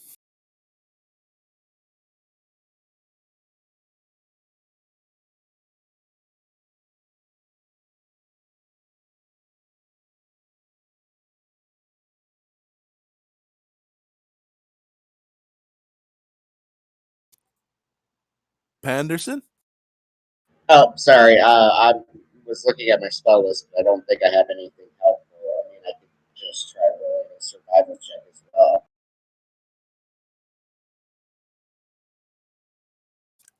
So, I'm sorry, I didn't catch the last part. You said you were looking at your spell list and I didn't catch the last part. Oh, but I didn't find anything really useful, so I think I'm just gonna do a survival check as well. Okay. You're getting amongst the plants and other dirt, and roll me a survival check. Look! Tracks! Yeah, I concur. Those are indeed tracks. Cherish, what are you doing at this meantime? As you watch 3 of your party members, you look around looking confused. I'm going to try and check the tracks myself. Oh dear. Roll survival.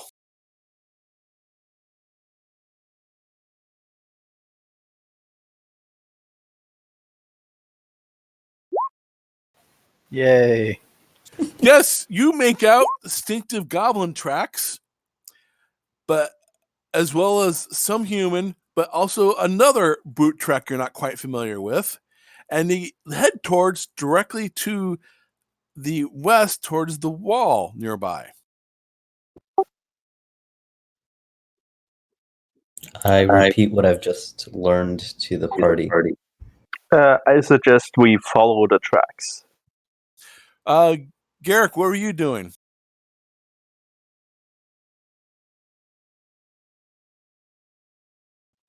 Ignore me. No, seriously, what is Garrick doing right now?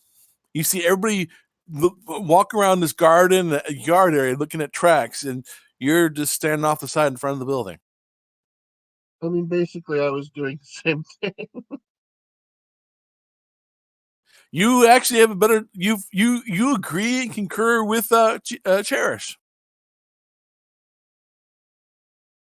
So you all follow these tracks towards the wall. The captain looking a little confused himself, and it follows along gets to the wall, and it turns south towards the river. And at the river's edge, right here, at the edge of the river, where the water's running rather fast right here because it narrows, the tracks just disappear.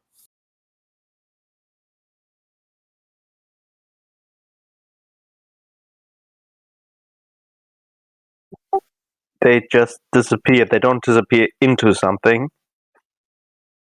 Well, the whole area is trampled. The edge of the river, the wall, next to the wall, the whole area is just trampled right here.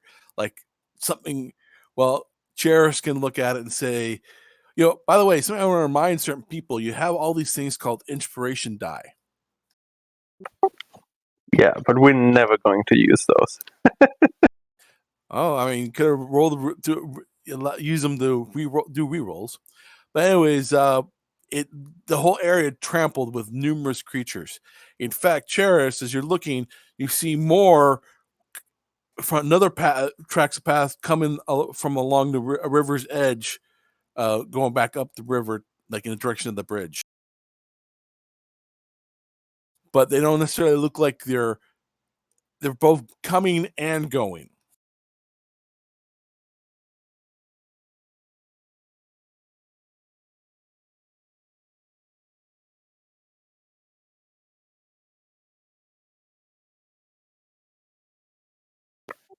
Does he tell us about it?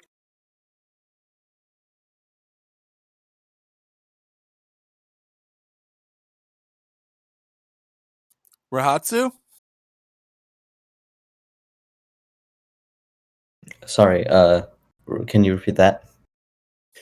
You're looking at the area, following the tracks, and you came to that one area at the edge of the river and next to the wall, and the whole area looks trampled. But you find another set of tracks going along the river side of the river, along the bank, in direction of the bridge, where they're both coming and going.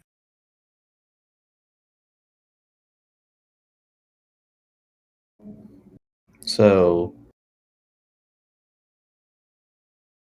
I'm going to alert the other party members to this and sort of ask what we should do.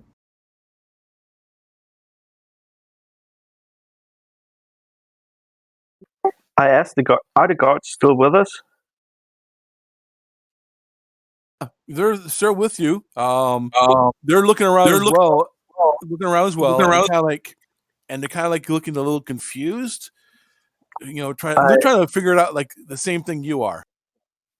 I asked them if they followed the tracks here and what their perception of the situation is. Well, the other times we found something similar. They get to a wall or the river's edge and just disappear.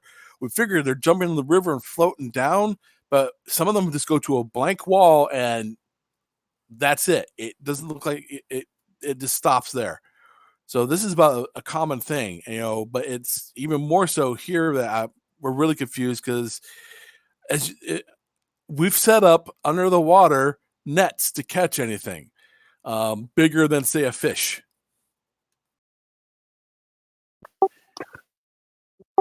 All right, so either they're still in town, which is unlikely, or maybe they have, you know, a caster with them who can cast fly or spider climb or something like that to get them over the wall. We've had guards perched on top of the wall doing patrols, though. That's no one's seen anything go by. Yeah, but I mean, how far spaced apart are your guards, especially with the fog over the last few days we've been noticing around here, and I don't know how far back it is. It must be fairly hard to actually keep an eye on every stretch of the wall all the time. I have no answer for you, but you know, I try to keep my men at post at least 20-foot intervals. The fog has only been happening since last night for us. All right.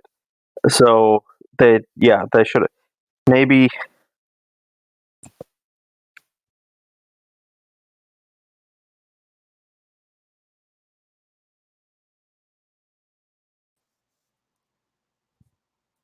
You're all standing around. Anybody else doing anything or something?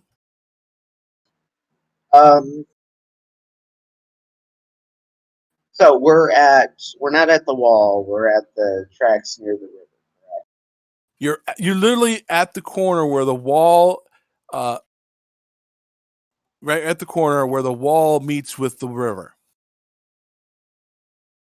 All right. I think it's unlikely that they have a spell that allows them to just pass through the wall. Somehow they're getting over it or around it without the guards seeing them.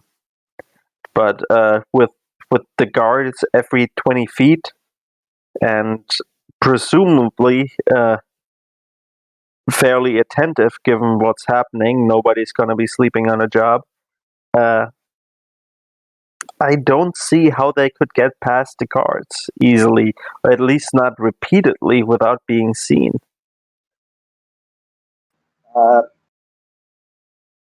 Just goes over to the wall and just taps it with his staff. It sounds solid enough. There's no way to climb around the wall over the water. But what you're looking at, you have to be a pretty good climber. It's doable, not easy, but it's doable. Is it doable without somebody on the wall seeing you? Well, it's not exactly lit right here, like 100%. It's possible. All right, I try it, and to see whether somebody on the wall notices me. Well, for one, if you're gonna climb across, roll a athletics check. Not acrobatics. This is strength based, so athletics. I figure I fall into the water. You do, Yeah. and you hear someone up top of the wall laugh. So they saw me. I climb back out of the water. Can I climb on either side?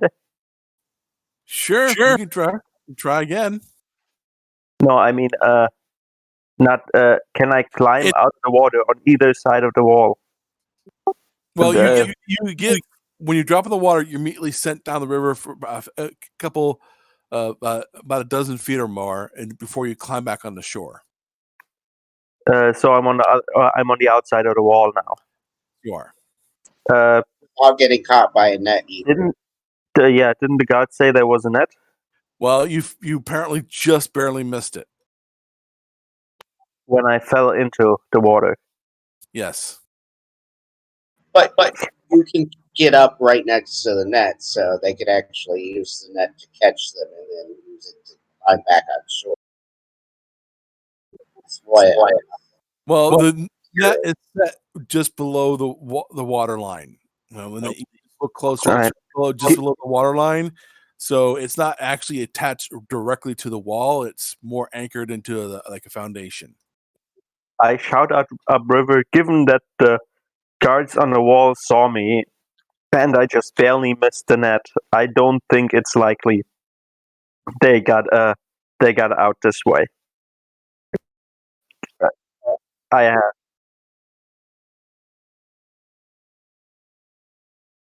have shape water, which would let me create something in which to walk on water. think they are, yeah. Yeah, I have one.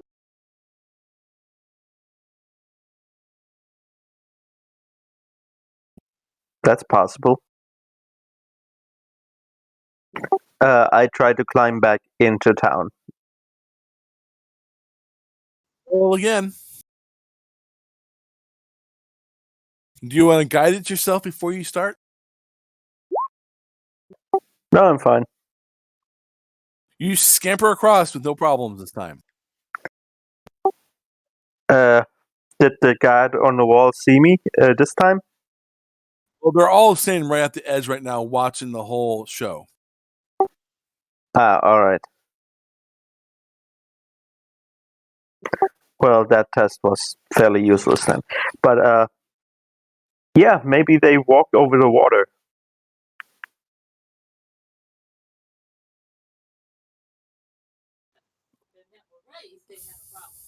Yeah, Neri does remember that there is a higher level of at least that you know of divine spells of called water walking.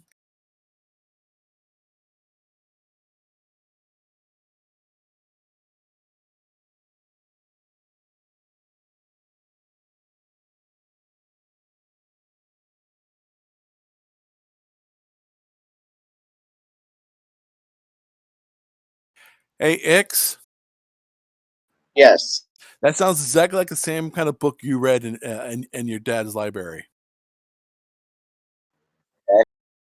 So I know it's a high level spell.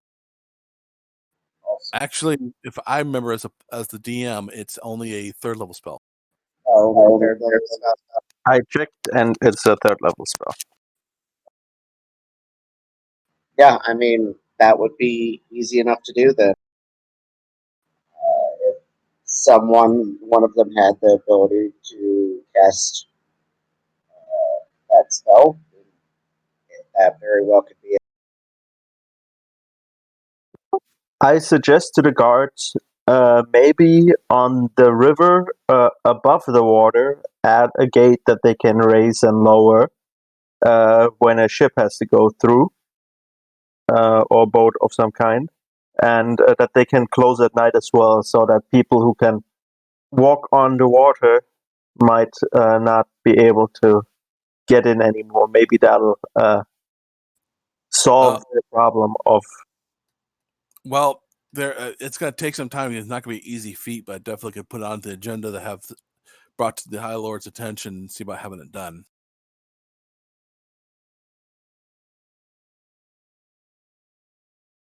Yeah, until something get built, station a couple of guards with torches right next to the river, on either side, upriver and downriver, to raise the guard if somebody walks into town that way. Definitely take it and see if I can spare the men, but definitely will take that in advisement and see what I can do.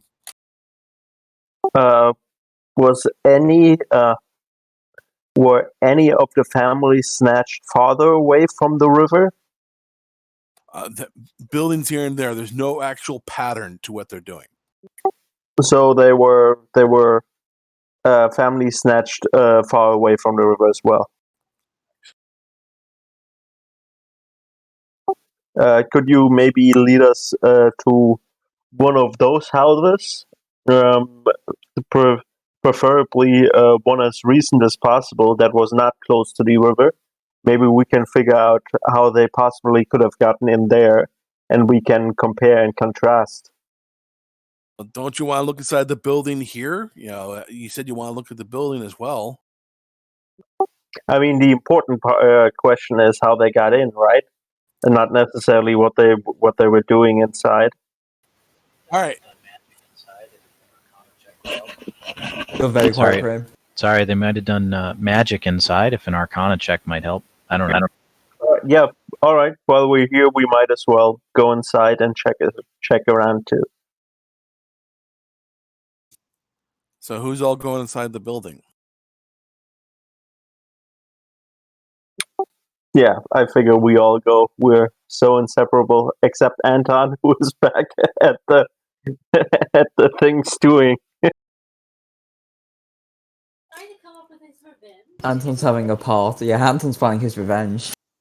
Well, actually, I'm a sidestep here and go back to Anton. Hello. So, Anton, the party with the guards have been gone for about, say, 15 minutes now. Have you done anything, or are you just still sitting there? He's kind of like, like when you're daydreaming but also kind of snoozing at the same time, but you're kind of awake and aware. At this point in time, about 4 people come strolling in. All of them, wearing armor, not dressed like guards. They're mostly, it's like leather or studded leather armor, except for one wearing breastplate, and their clothing is kind of dark, and they're all hooded. A slender one has like a fur collar, part of his cloak, around his neck, and then a large, burly kind of guy with, you can't miss it. He doesn't try to hide it. It looks like iron shackles attached to his wrist, but the chains are broken of a few links down. They come strolling in, come over and say a few quiet words to Keela, and now roll me a perception check real quick, or more like insight. Yeah, roll me an insight check. Well, never mind. forget I even mentioned it. This is so sad. So they say a few words to her, and then come strolling to you.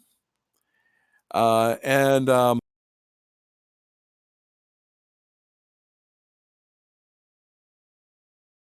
gonna give me a second here. If one dare tries to lay a hand on me.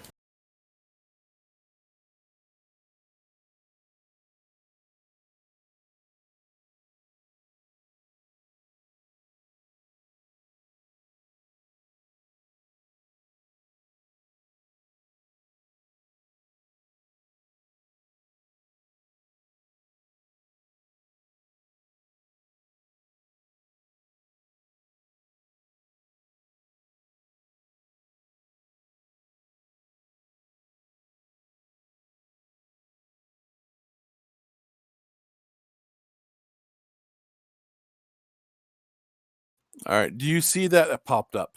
I do, yes. That insignia is right there on the left side of their chest. You know, like a either a patch or the guy with the breastplate. It's like a marker attached to his breastplate. Roll me a history check. You have no freaking idea. Wow, the dice hates me today. But they kind of step towards you, and the one with the fur collar takes a seat straight across from you, and he goes, you know, he's human, fair skinned, with a dark haired and with a mustache, and looks like he keeps himself. He's got a well kept appearance. In fact, his clothing and armor, it's got a stylish. I'm not gonna say rich, but more just, you know, stylish, fanciful, you know, quality material. How's that? Okay. And he goes, "Greetings. I heard you're one of the adventurers that came to town just this morning." Yeah, we arrived recently. They've gone off somewhere. I don't really care. Oh, so I'm just curious, what brings you into town? Well, we're on a quick search. You know, we've been given a task by some individuals, and we had to come here. Those reports of raiding, and we just wanted to investigate and find out a bit more information about it. Talk about the goblin issue that's going on. Mm-hmm. So, what have you figured out? Me personally, I'm not really much aware. I was involved in a minor incident with someone from my party, which has annoyed me. So I'm personally not aware, but the other party are fully aware, I imagine. Sorry for being rude. I failed to introduce myself. My name is Temerad. I'm. You might say I am one of the leaders of the local interest party. You know, the political party, you could say.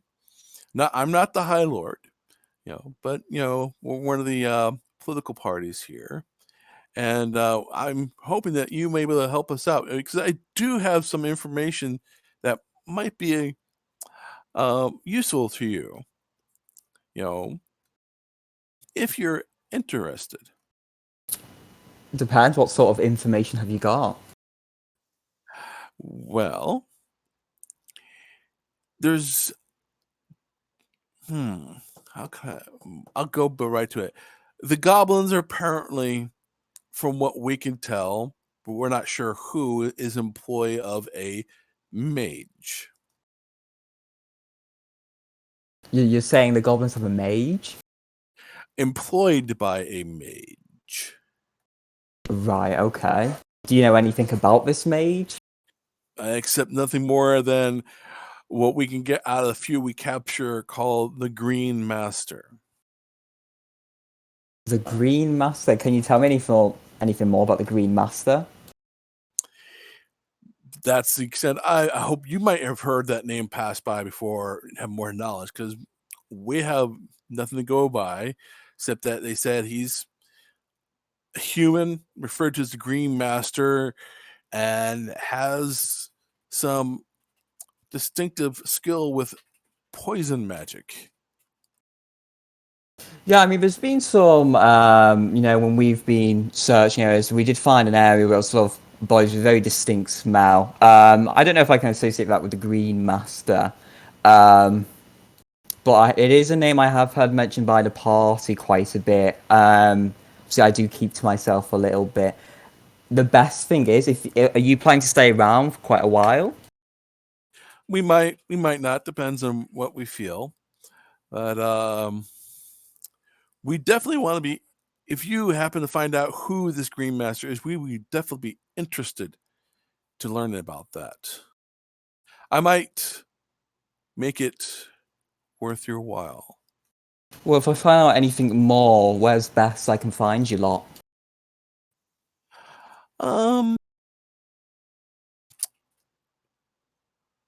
Well, just ask for Telmorad in the Warehouse and Harbor District. No, it's the harbor area right across the river. Okay, noted. Thank you. I'll make sure if I find anything, I will be sure to ask around for you. Appreciate that.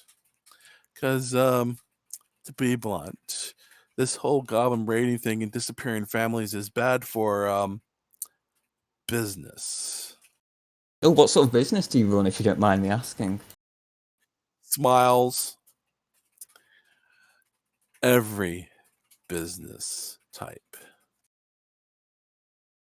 I just look up in a very, investigatory way. Let's say the less you know, the better as to what kind of business we handle. But you good sir, have a good day. And he gets up and they promptly walk out.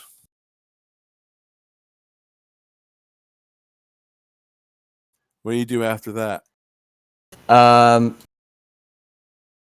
Okay, Anthony's gonna walk out and he's gonna try and get Eric and go on a hunt to try and find the party. Get to the stable and you see Eric just gleefully chewing on fresh hay, and he's currently being rubbed down by the stable boy, and Eric looks rather happy right now. Hey Eric, do you mind if I take my warhorse out? I need to look for a few things. Well, sure, it's your horse. You can take him anytime. Here, let me get this. Do you want to put the armor back on, or just the saddle and such? Yeah, feel free to put the armor back on, please. That's going to take approximately 30 some odd minutes. Okay, yeah, I've got time. All right, back to the party. You guys get inside the house. And you could definitely tell that there are signs of struggle here. Not necessarily actual fighting, because you don't find a whole lot of blood. You do find traces here and there, like someone got hurt, but big signs of struggle pretty much all around this house. Do we notice any magic or anything magical at all? Not off the top of your head, no. To get a better sensation, you might have to have someone cast Detect Magic or something. Is there a basement? Yes, there. Oh no, there is not a basement. There was no basement for this house. In fact, the captain said, "Yeah." When you happen to mention casually, "Is there a basement?" He said, "No, not a house this close to the river." So this is essentially it. It is a 2-story building. I go and check whether something's upstairs. Same thing. There's signs of struggle, but also rummaging. You don't see anything valuable looking in plain sight. I mean, you could tell things were knocked over, and there are some things taken just by the way things are placed. But anything of actual value you don't see out in the open. But the place has been ransacked, and you do, like I said, signs of struggle as well. Looking at the signs of struggle, can I infer anything about what happened? then there was just a struggle. Roll me an investigation.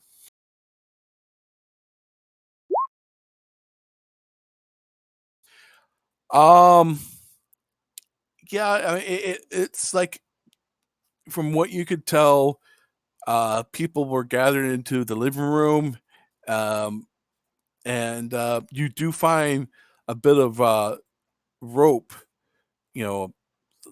cut up rope that doesn't look like it's it's crudely made rope.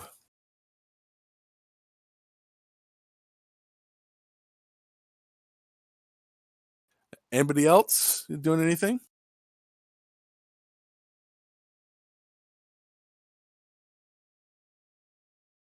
X, are you doing anything?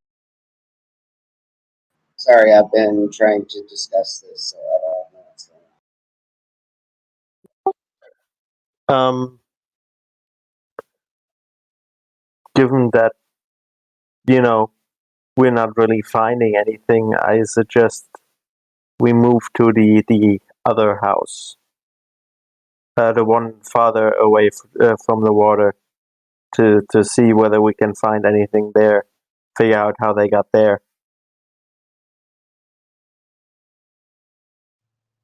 What's the rest of the party say or do?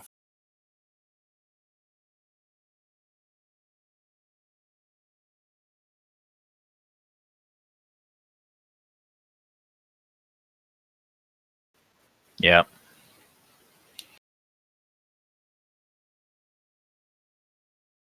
All right. Well, he takes you to back across the river. As you're crossing the bridge, everybody roll me a d20. Including me? Not yet. Cool.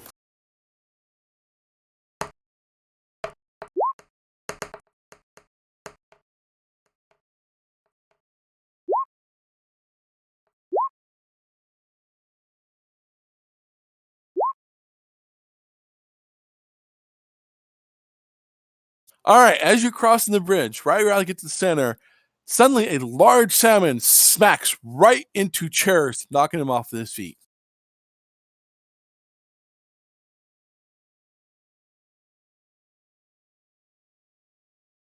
Ouch. Well, roll me a combat roll, either unarmed or acrobatics. Really? A combat roll against the salmon? This I want to see. It's wiggling around on top of Cheris and bounces off and starts flopping on the bridge.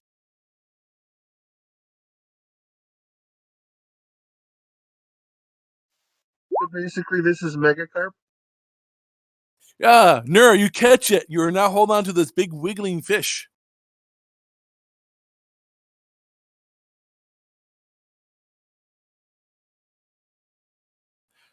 Well, it's not small. It's actually good size, like about 3 feet long.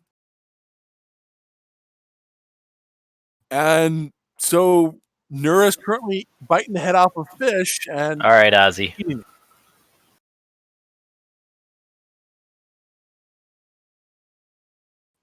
At the bottom of the bridge, you see Anton sitting on the back of Eric at the bottom of the bridge.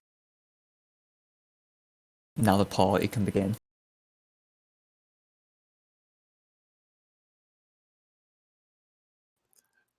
So, the captain leads you to this house right here.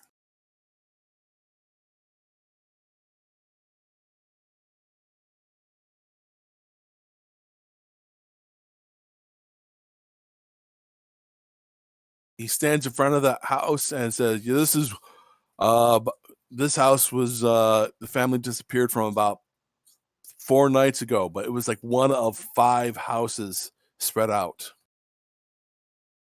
from that night." All right. I check around the house again to see whether there are tracks. Well, roll me a survival check. You find tracks, but roll me a survival check to determine. And Nura at this time is still chewing on her salmon. All right, Lonely, you can tell by the tracks going around the house, and in fact, a concentration of them in the back door between the wall and the back of the building. There's a lot of goblin tracks there, going in and out of the house and towards the wall, and coming from the wall. I walk toward the wall to see whether it just stops again. Stops right at the wall. But this time they definitely didn't walk on water. They must have either gone through the wall or over the wall again. I knock on the wall. Sounds solid. Yes. Roll me a Arcana check.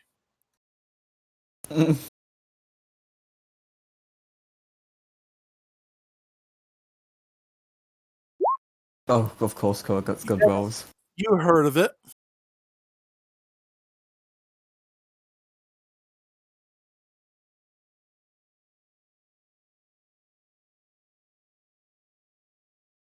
Well, for starters, you look at the wall, and the captain will tell you that wall is approximately 10 feet wide.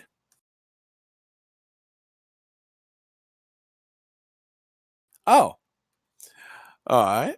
What is Ix doing at this time? Um, I don't really have anything to do. So I don't really know what else can be done.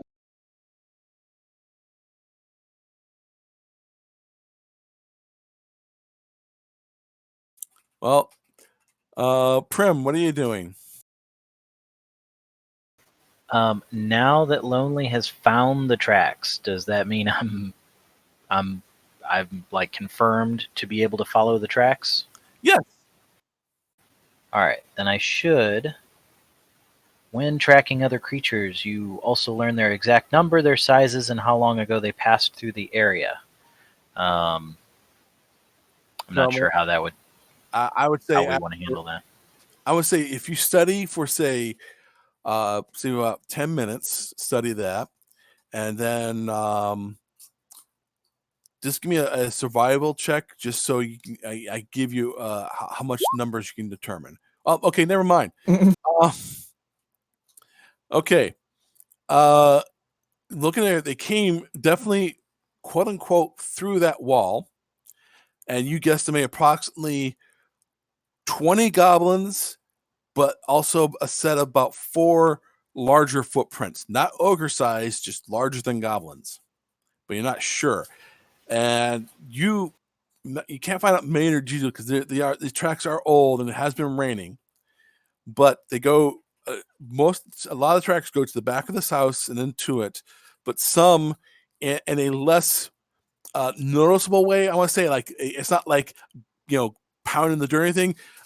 Like 2 other sets of tracks break off each side and go different directions.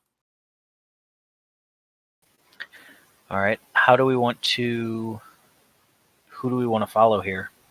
Team. Maybe we should go to the point outside the wall that is opposite from this house and see where it leads from there. Yeah, that's a good question. Is that so? They came in that way. Do you? And this is to the team, not to Karn. Do we want to follow it back from where they came, or follow it to see where they ended up going? Well, I mean, I'm assuming we're eventually going to be heading back that way. Would be nice to be able to track it a little bit more precisely. But at what point do we want to start heading that way? I don't know exactly how much information we're going to get from from here more than we already have. Speaking of which, can I do I don't know if this will be of any use, but is it possible for me to do an investigation check to see if I notice any pattern or anything um in the clues that has gone unnoticed to this point? Um,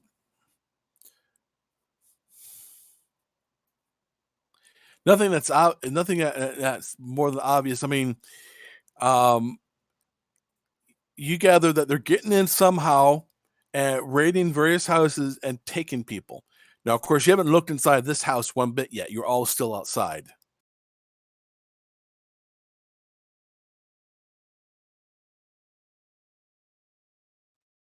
Perhaps we should take that as a hint that it would be a good idea to look inside. Does that mean you're leading? I poke my head inside. Okay. Okay? I'm gonna say, for instance, right now, you're sitting there watching Prim, Lonely, and Nura. God damn it, are all standing. Of course, you know the guard officers are all standing at the wall at this point, looking at the tracks. So it's near the X is just staying off the side. So you're like on the porch and go walking into the house. I don't know if anybody joined you or not. And you find the same thing, Garrick, as the other house. They have no, even though it's been longer, no one's really done anything with the house. It looks like it's been ransacked, but also signs of struggle. More blood this time, though. In fact, roll me an investigation check.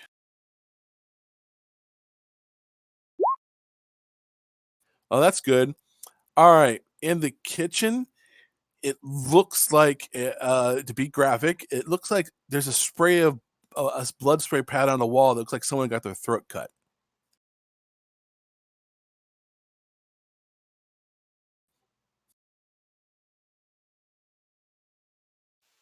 Alrighty. I go out and tell everybody what I saw. If yeah. But yeah, again, you did see signs of struggle, and it looks like most of the struggle is centered in the living room area of the house.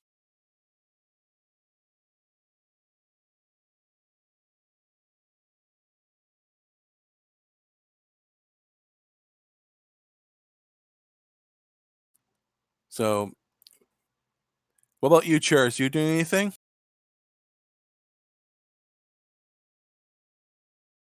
I'm sort of just going to. Uh, can I also look around and see if I can see anything where I know that roll was pretty high? Sure, if you want to.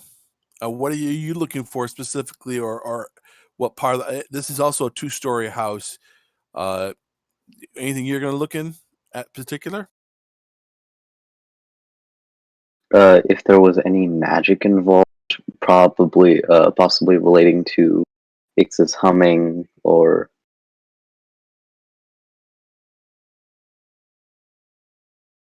I'm sorry? Possibly any magic involved related to the magic we saw with my veal and Ix's watch. Well, do you have detect magic? No. Yeah, you. Well, roll me an investigation check to see what you learn.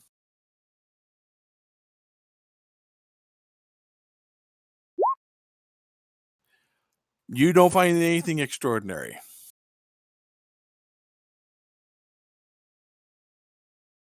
Chair sort of scrunches his face and looks down, ashamed at himself.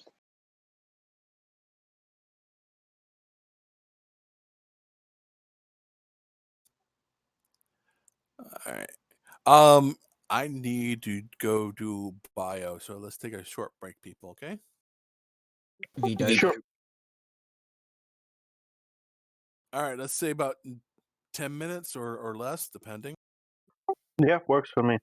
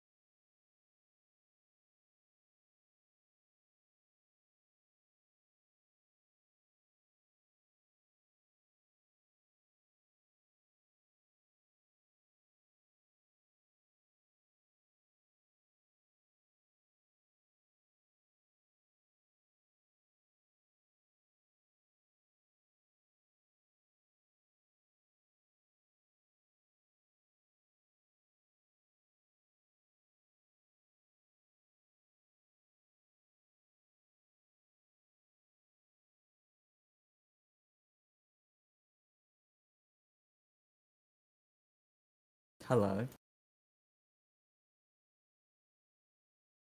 Are you still testing? Oh, how is it?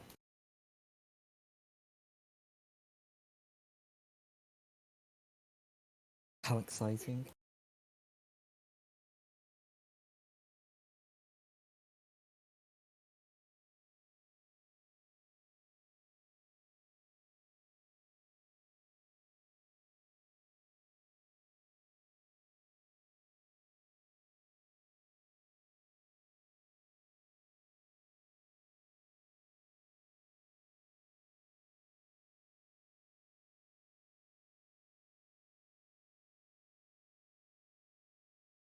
Exhilarating, Koa.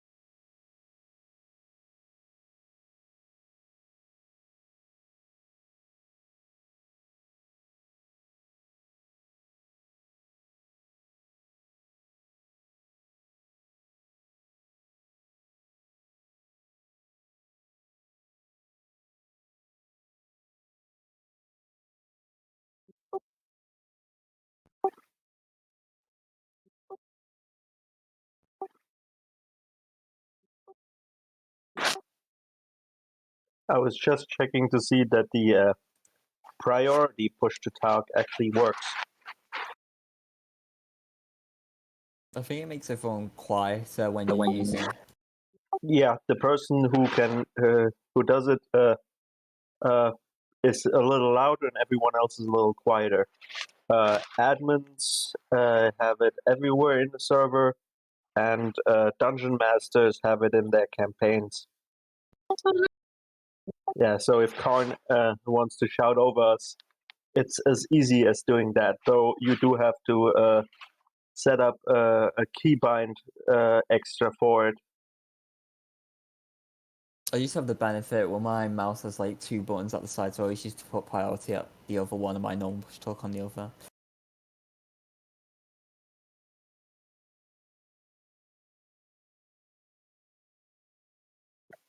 I just have a push to talk right control and priority push to talk. I made left control and right control. That way, it should be relatively easy if I have to shout over you. I see.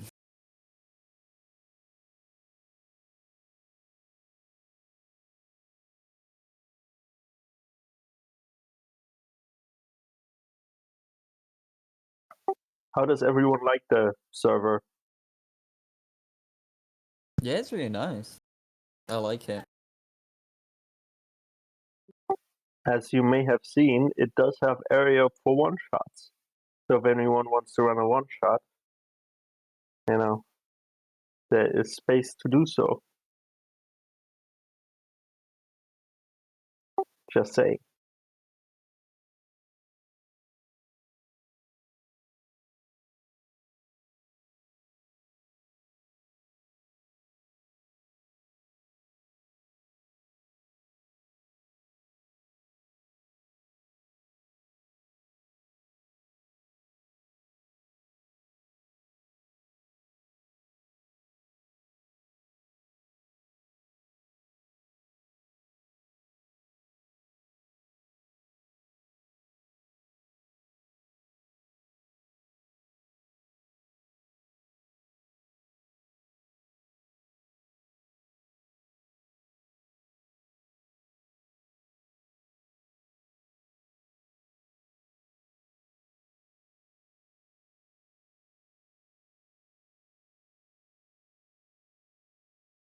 So, Drek, are we having the return tomorrow?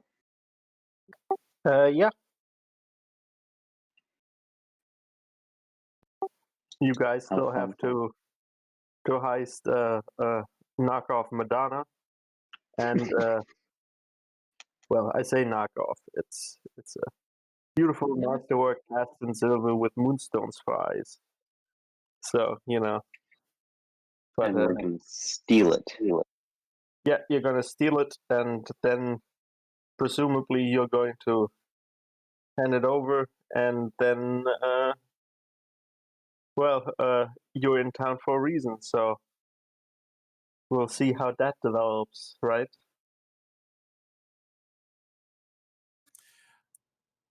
Oh, by the way, one of you, specifically Garrick and Cheris here, one of the lieutenants casually mentioned, it's like, yeah, the Butler family even had a pair of dogs, and looks like the goblins even took their dogs with them. Not the dogs. Brewdogs. I'm sorry, what did you say, Cheris? I said not the dogs. I'd care more if it was cats, though. And they had a cat. Oh no, we need to rescue the cat. And of course the dogs as well, but mainly the cat. So what y'all are? Was everybody back? First of all, I am high. Yes. Yep. all right. Well, you guys are here at the house. 2 of you are inside. The rest are outside. So what y'all doing right now?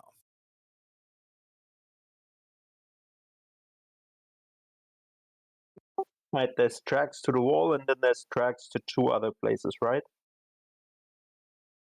Yes. So I suggest we split up into 3 groups. Seeing as we have 3 guardsmen, one guardsman goes with each group, just to have the authority of the guard if we need it, and 2 groups follow one of the tracks each, and the 3rd group goes outside the wall and sees if somebody came down, basically walked up to the wall at this point, just on the other side.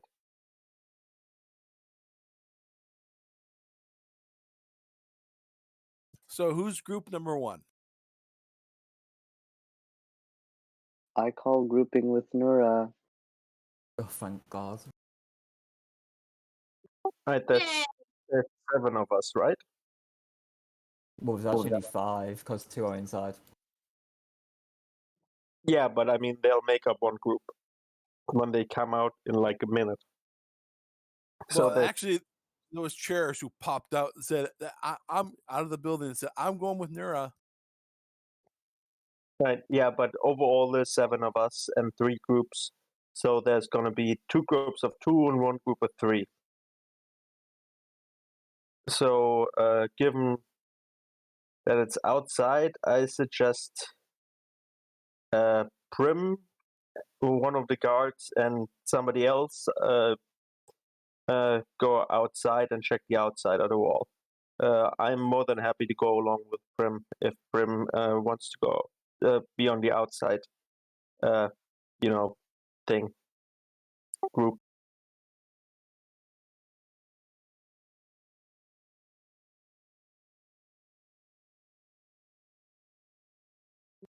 Prim. Prim has betrayed you.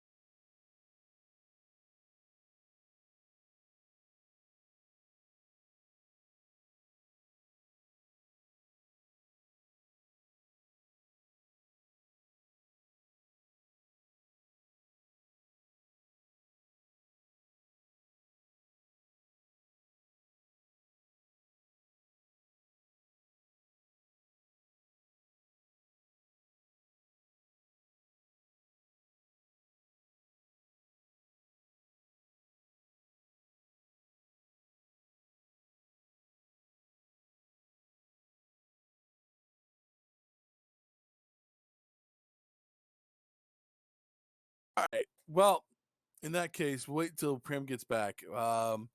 Who's going to be Group 1, which is heading to the left of the house? Isn't that Nora and Cherish? Well, I didn't hear any confirmation. If it was to be more than just two. So let's say the two inside the wall groups are 2, and the outside the wall group is 3, just in case. He said make 3 groups. I figured Group 1 going to the left, Group 2 is going to the right, and Group 3 is going to the outside. So group 3 would be the 3-person group, and groups 1 and 2 are 2-person groups each. So who's going to be in Group 1 going to the left? Sorry, I popped out for a second. I don't know which group I'm in. Oh, we're just assigning that now, so it's okay. All right, I'll make this easier. Who's going to the outside checking the wall group? I'm going, and I suggest Prim, when he eventually comes back, is going with me as well. Yeah, I can do that. I'm better with ground and nature than I am with houses and stuff. So All right. Back. Yay! So, It'll be all right. Is it just be And third person. So, Prim, Lonely, and Captain? no, I wasn't counting the guards in each of the groups. So each group gets one of the guards, since there's 3 guards, right?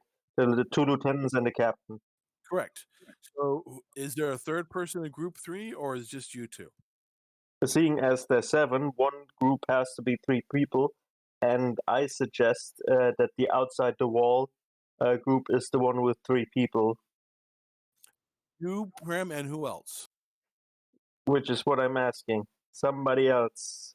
I can I also go. have a bear. Yeah, but I wasn't counting the bear either. All right, Dark, Wow. Dark, and Anton, which means there's actually going to be, if we're going to count animals, Well, Bernice and Eric as well. Bernice is going to go with Prim no matter what. So those 2 are counted as 1. Unless Prim specifically says, no, Bernice, you go with so-and-so. Yeah, that's why I was counting them as 1 too. So it'll be Lonely, Anton, Prim, and the captain going outside the wall. All right. Then who's going to be in Group 1 going to the left? All right. Nura and Cherish it is. And that leaves Ix and Garrick together going to the right.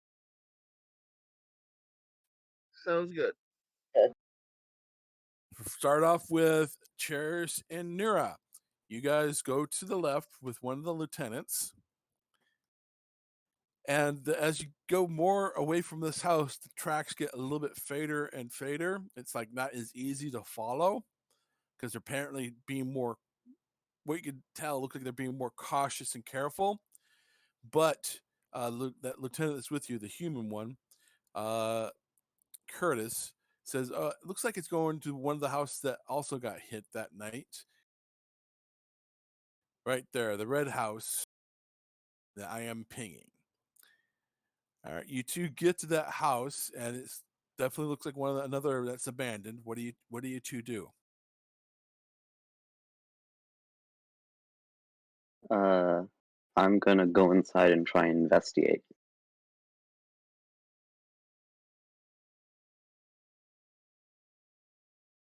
All right, we'll go with Nira first. You can I'll let you either do an investigation or a survival check, whatever's better for you.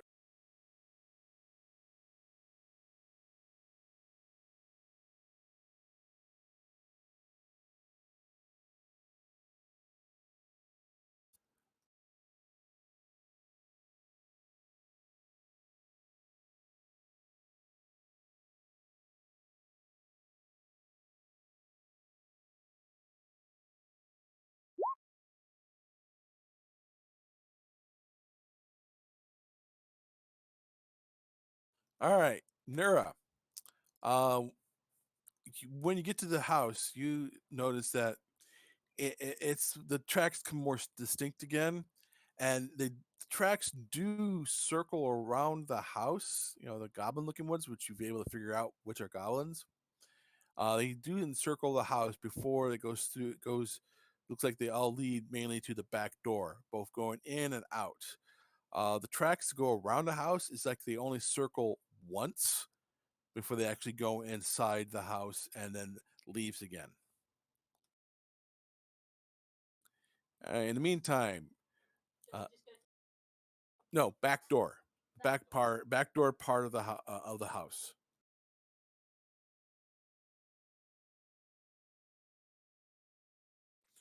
Well, that one I want to require you to do a roll investigation check.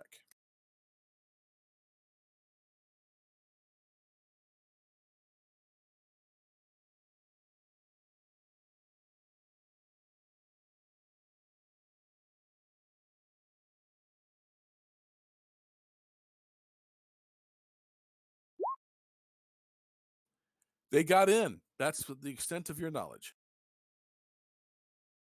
All right, Cherish. When you go inside, look around again. This place looks like again has been ransacked, but also signs of a struggle. What are you looking for in particular? This is a single-story house with a kitchen, dining room, and living room, pretty much the same part, and 2 separate bedrooms. I'm going to look around and see if I can figure out perhaps what they're doing and where they're taking these people, and perhaps if they left any information on that. Well, roll me an investigation check.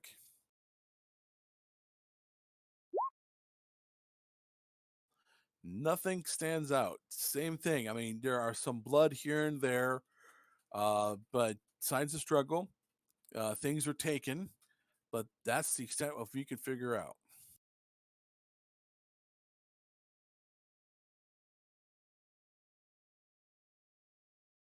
Do you two do anything else extra?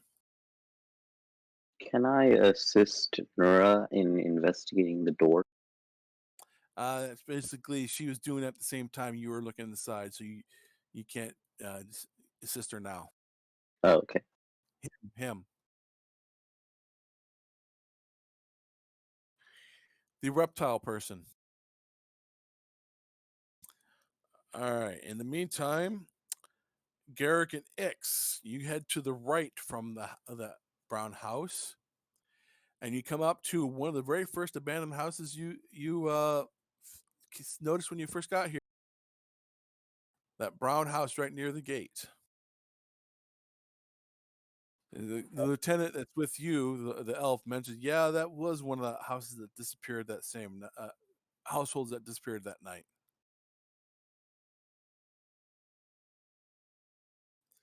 So, Ix, what do you do when you get there? I suppose we should get inside of it. All right, you go inside. If you're going to do an investigation, go ahead and roll for me, please.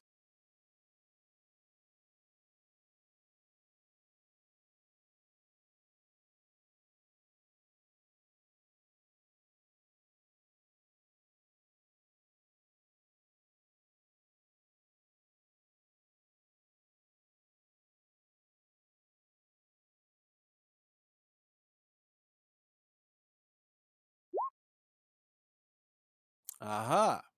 You do find something interesting. Now, before I tell you what, Garrick, what are you doing at the same time that Ix is looking around and searching the house? I think I'd probably go inside too. Do you want to assist Ix, or do you want to do something separate?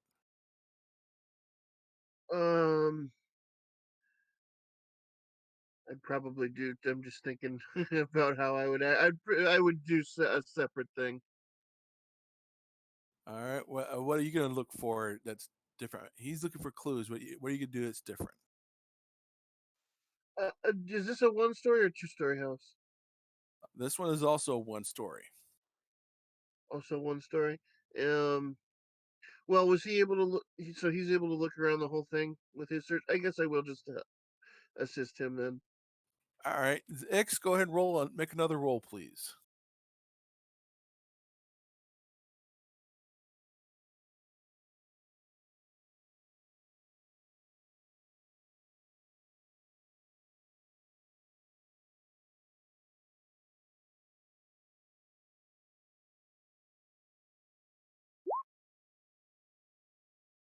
All right, not much better, but still, get the 15 the first time. All right, X, as you're looking around, again, same scene as the other places. This house was ransacked. You find signs of struggle, but something catches your eye off of the side. Is the windowsills looks like it used to have potted plants in them, but they're all wilted and dead, and not from lack of water, over long term. It's they're look like they've been dead and desiccated for a bit.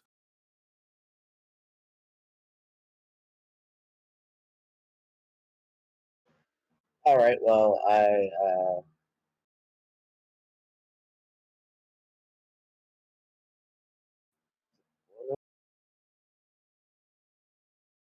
I'm sorry.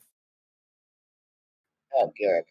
I let Garrick know what I found. Um, asked him if he knows anything about plants.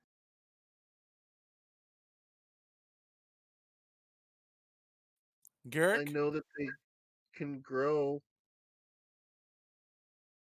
Oh, these ones look to have done the opposite.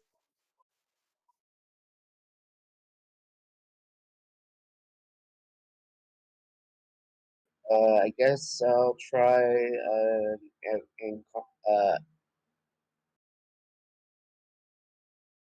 Carnage. I'm sorry, I didn't catch that. I guess maybe an Arcana check. Sure, if you want to roll Arcana check on the plants, go ahead.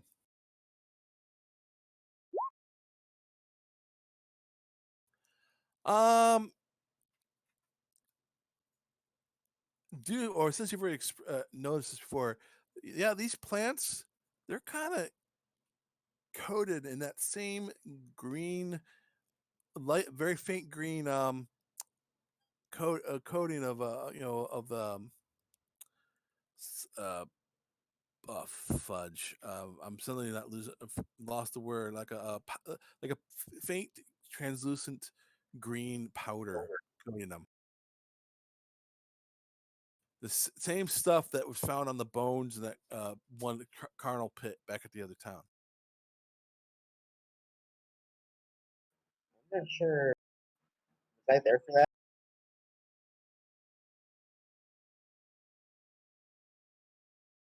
I'm sorry. Was I there for that? The pit. Well, Garrett was one that actually noticed it first. He was one that determined what it was when with those bones back at the other place. Yes, I don't think I was there. You would know Um. Oh, that's right. You don't know, but you okay. You notice that there's some kind of powdery, like stuff. Yeah, and you point out the Garrick, and Garrick goes, "Yeah, that's that same stuff."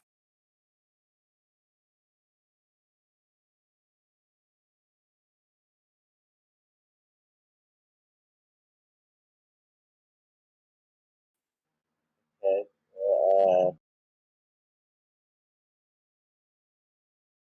Garrick, do you say anything when you notice that has that the plants are coated that same green like translucent powder? Yeah, I'll let him know that we're apparently dealing with a very powerful magic user who created a disgusting foul charnel pit.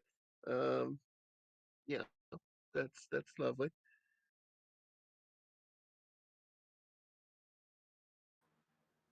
As you look now for Garrick, as you notice that you start looking more carefully, it looks like that fine powder is pretty much covering most of the living room.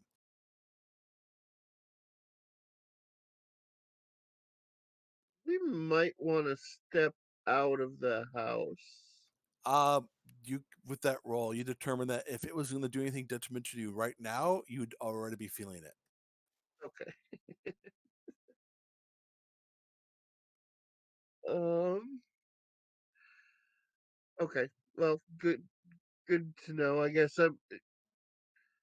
yeah, I don't have any other thoughts at the moment. Keep looking, I guess. That's all you pretty much find. And we'll now switch to the party on the outside. They get to the outside and get to about the point where you believe where they, the opposite side of the wall from the tracks of the other house. And so I would like you guys to either do an investigation or survival check.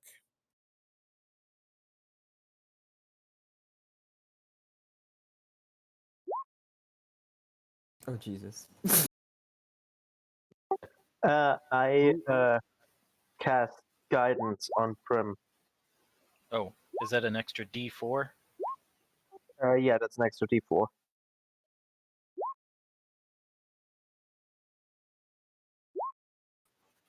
So 13.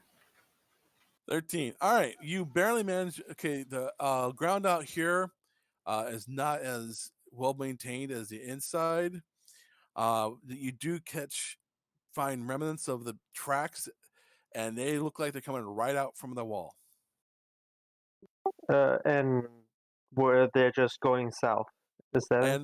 And they're heading south towards the woods. All right. I suggest that we follow them as far as the woods. Yeah, and we should definitely follow it sooner rather than later.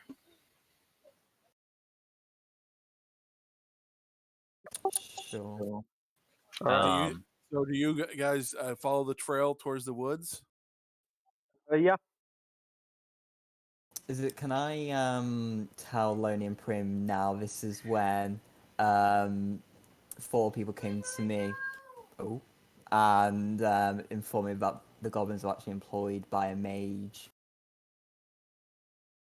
How long ago did they pass through here?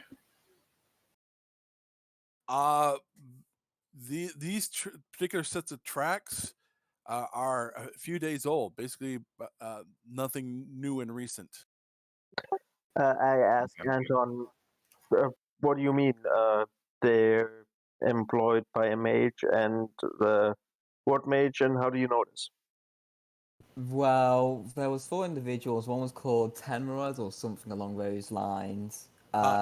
Anton, you happen to notice the captain kind of grimace when you say that name.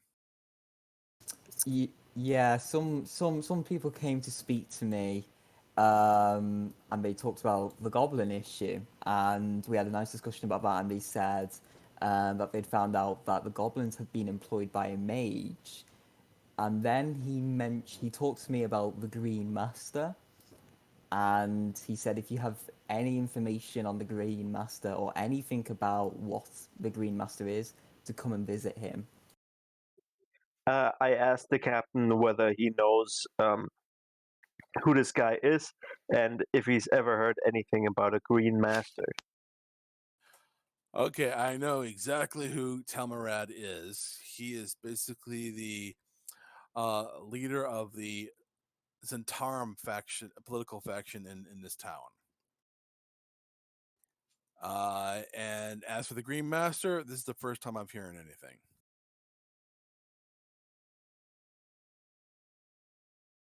Unfortunately, what I can only say about the Zentarum is that they pretty much, while they leave me to do my job, they kind of are like the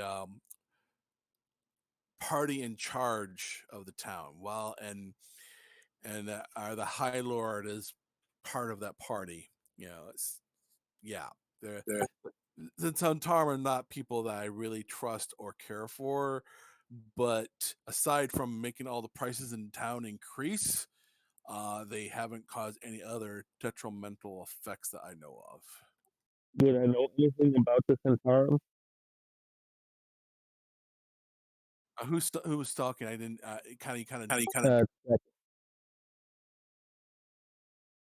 Would I know anything about the Centarum?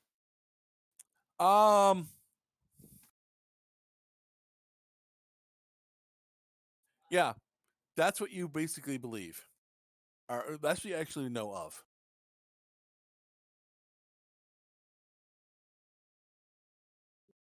Because that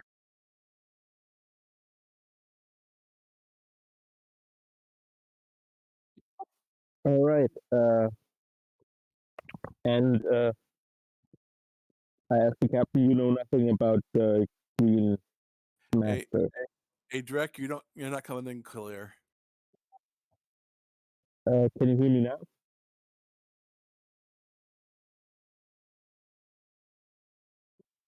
Can you hear me now?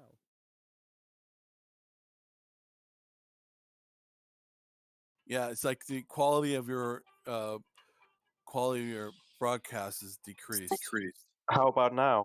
Much better. All right.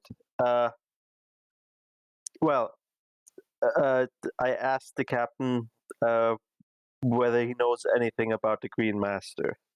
Or not necessarily even if he knows anything about a creature named the Green Master or a person named the Green Master, or if he even just knows about anyone who might theoretically be called that.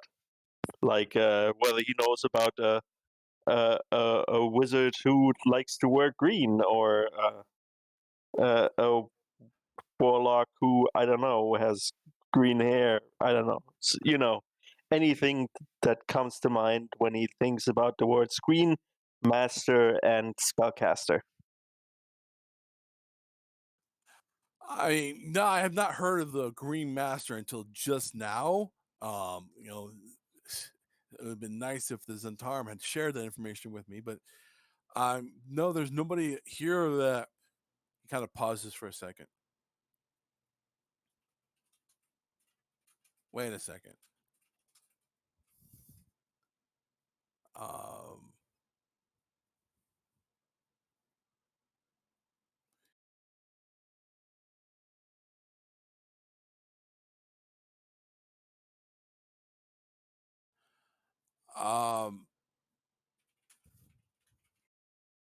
You see him struggling, trying to think of something, and it's like, no, it can't be.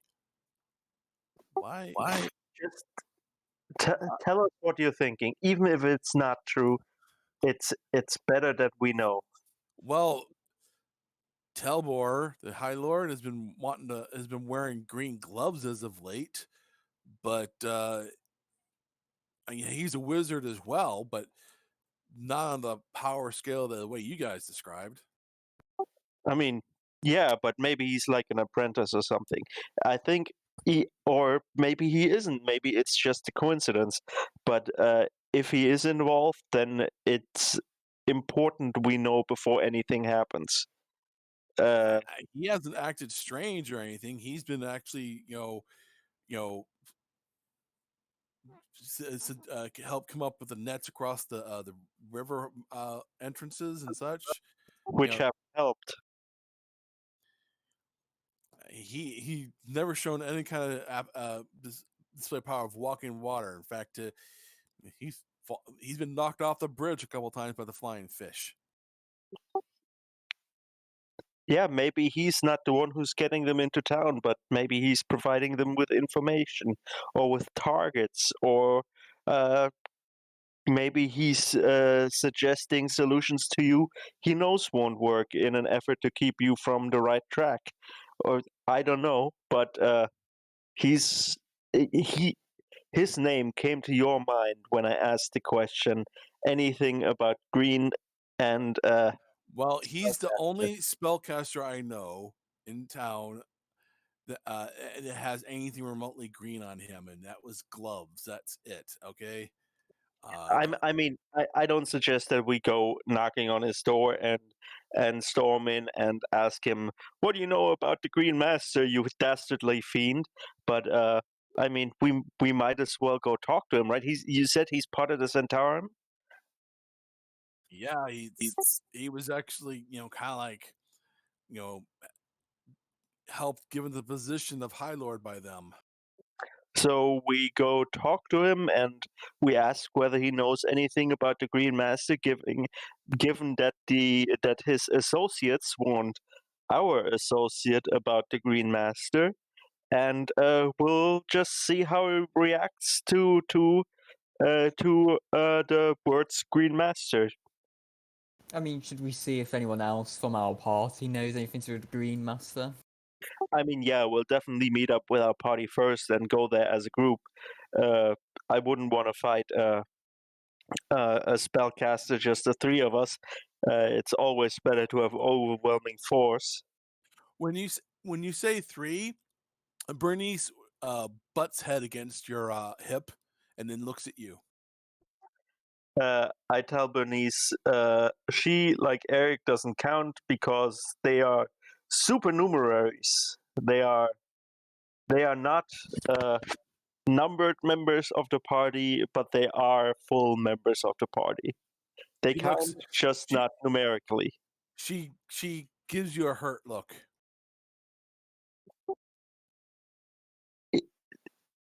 Well, I can't do anything about that.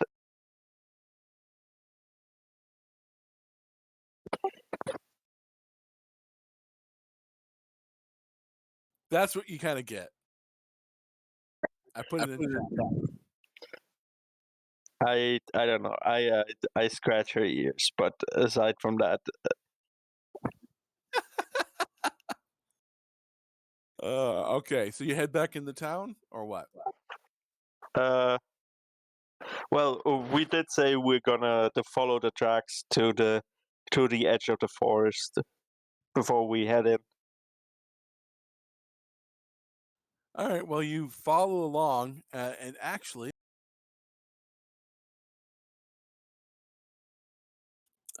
within about say, hmm.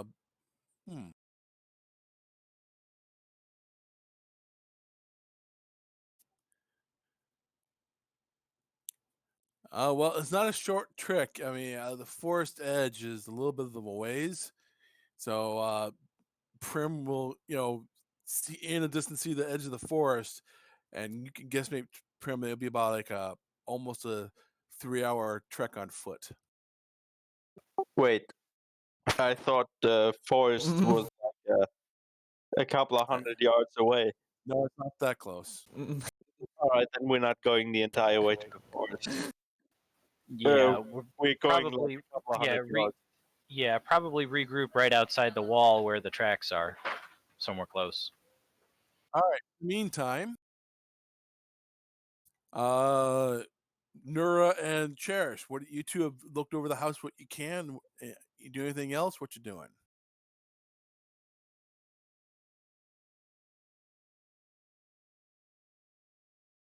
No, I kind of just I there's someone broken, but I can figure that out.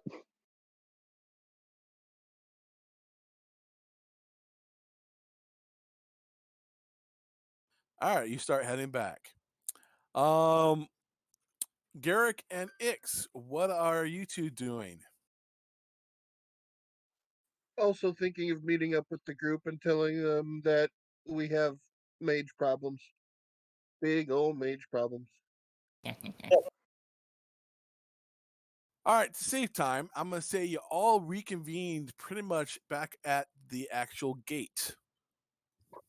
I tell everyone once they've gathered about what Anton told me, and then what the captain told me about potentially, but not necessarily, the head, the lord of the town, being in some type involved, but stressing again that he's not necessarily involved.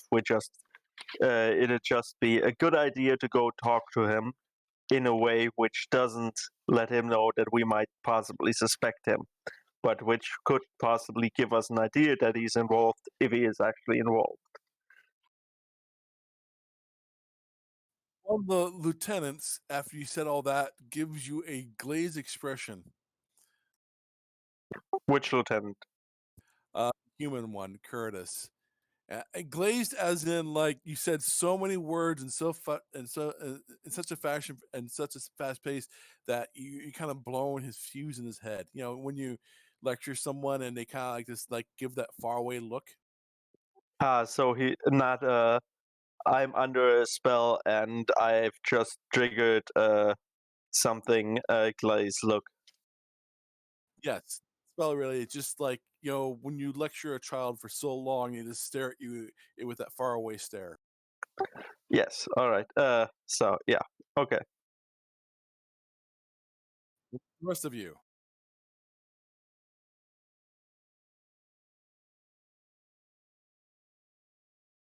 Can I ask everyone else in the party if they've heard of anyone or anything called the Green Master?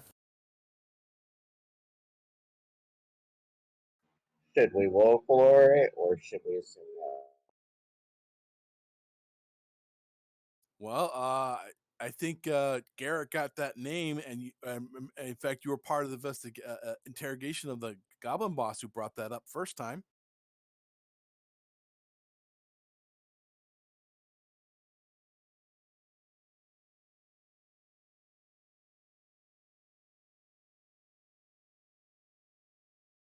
So what did you find out then? Yeah, pretty much just that. We got a name.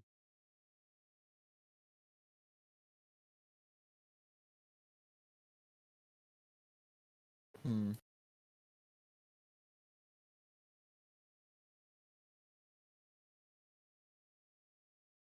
Yeah, more likely there's gonna be some kind of nature involvement or something like that. Green nature stuff. Does Garrick share the information he found? Yeah, I'll tell him about the dead plants and such. Hmm. Yes, please tell us. Were you not listening? We just heard So dead plants. inside the house, inside the house, there were plants that had died, and it appeared that I don't know, they seemed to have been dead for quite some time, but that probably was a magically induced thing, and everything in there was covered with the same kind of green dust or green Residue? residue. Yeah, that was residue that was in the charnel house, well, the charnel pit. Green Master, plant magic. Just saying.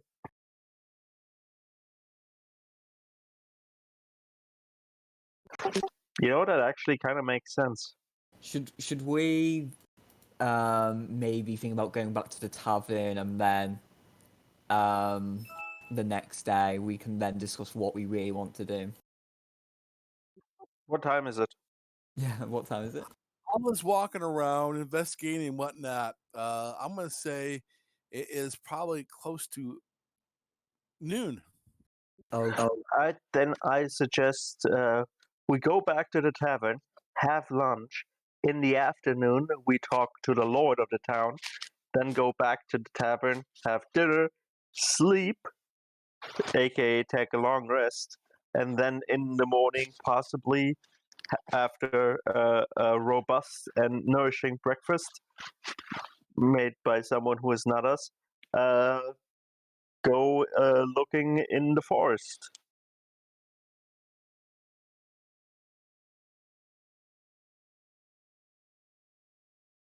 The Does captain anyone? says, Cap says, "I'll join you for lunch if you're okay with that, because I'm kind of stuck myself." Absolutely, you are more than welcome to join us. Two lieutenants nod their heads like, "Yep, they look like." You hear that one of the lieutenants' bellies grumble in annoyance.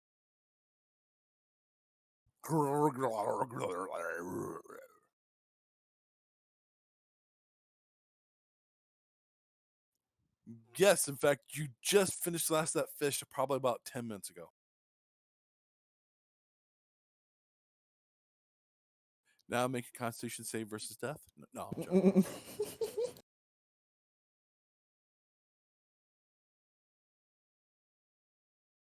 All right, so you all go back to the inn and basically get treated to a very nice lunch.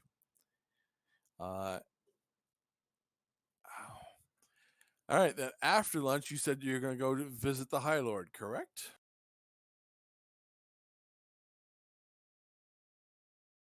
yeah. Well, the tracks are a couple days old. I mean, barring rain or anything like that, they should maybe still be there. No, Prim. She means Hey, she means Prim. like you said you were leaving because of what you had planned. Oh, yes. Accurate. Yes. I'm too into the game to leave. Yes. Whenever we are grouped up and ready to head out into the follow the tracks, yeah. We changed that strategy a while ago, Prim. Just at that Well, moment, whatever we're doing. Oh, are we talking with the guy first? Yeah. Yeah, then I have to go. Yeah. Well, I was about to say. I don't talk too much. I'm not charismatic. If you guys want to handle the talking, that's fine by me. Well, I was about to say. Just as you said, well, it hasn't rained. It starts raining. Oh. Okay. What a nice coincidental timing. What the hell? And I mean, I just want to say that I think when I came down after our short rest and talked to the girl in the inn, and we talked about whether you said it was raining too. So this wasn't the first time it rained since the tracks. We'll go ahead and no, we won't hear him. All right. So after you have lunch, you all travel to the High Lord's Hall. With the captain lieutenants in tow, and when you get into the gated area, and you get into the entrance hall, and right there is a secretary, a man with glasses, the standard, bespectacled, middle-aged person that usually is secretary for high lords. Whatever picture comes to your mind, that's what you see. And he looks up, sees all of you, and sees the captain. Yes, Captain, how can I help you today? And Captain nods towards Lonely, and Lonely says what he wishes. We're talking to the Lord now, right? No, you're talking to a guy sitting at the secretary desk. All right, we're in the inn. This is after lunch. All right, after lunch, we're at the Lord's house, and I'm talking to his secretary. Yes. All right, now I've got it straight. You're in the entry foyer right there. I say hello. We're a group of adventurers that was sent by the Rods of Justice in Seacombe to deal with your goblin problem. And as you can see from the captain of the guard standing with us here, we've been liaising with your town guard, and we're wondering or hoping whether we could speak to the lord of the town and ask him a question or two about the town that he may be better able to answer than the captain of the guard is. He stammers for a bit, and then, well, I haven't seen my lord all day, but sure, go see if he's available. And Thank you. And he gets up and scurries into the back part of this large building. And about a couple minutes later, he comes back. He's like, he looks at the captains and says, "I can't find Lord Zarek anywhere. He's not anywhere in the building." Did he go out? I didn't see him go out. Now that I think about it, Is there another exit? well, there's plenty of doorways in and out of this place. Where might he have gone? Does he go to eat lunch somewhere, or He always eats all his meals here. In fact, he's been, ever since the raids have gone on, he's been staying home more and more. I've hardly seen him leave the building. He looks rather confused.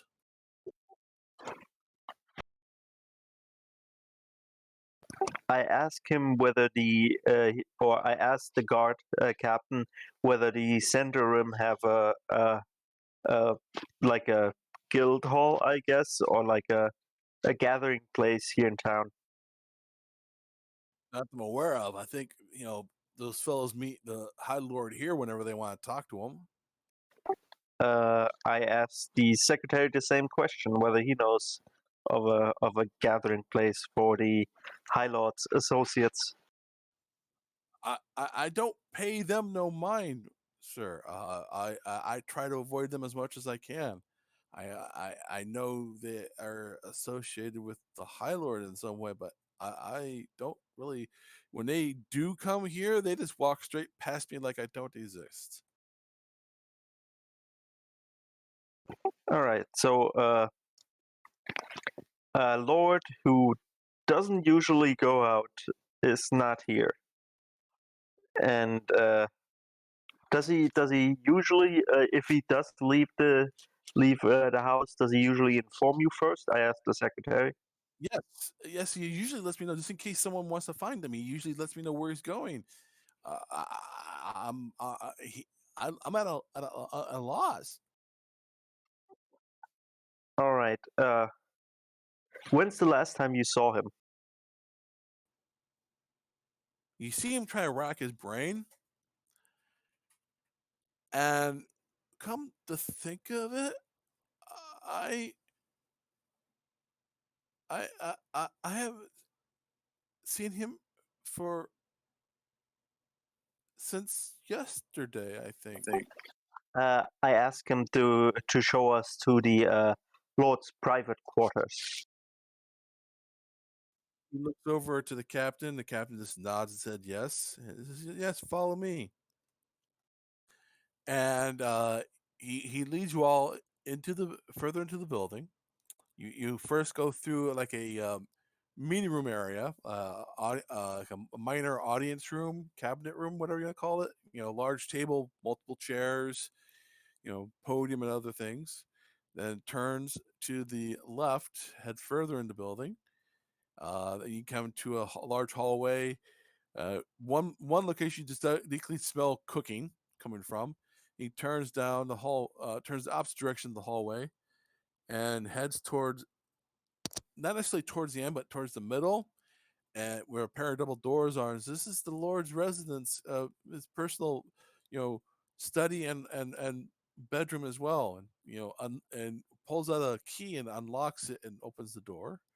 And you all look into a rather resplendent little mini library and study room.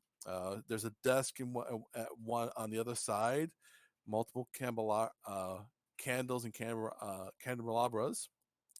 A reading chair with a little like table next to it, a small table, and then there's another door to the right of where you entered. It looks like it leads into a bedroom area.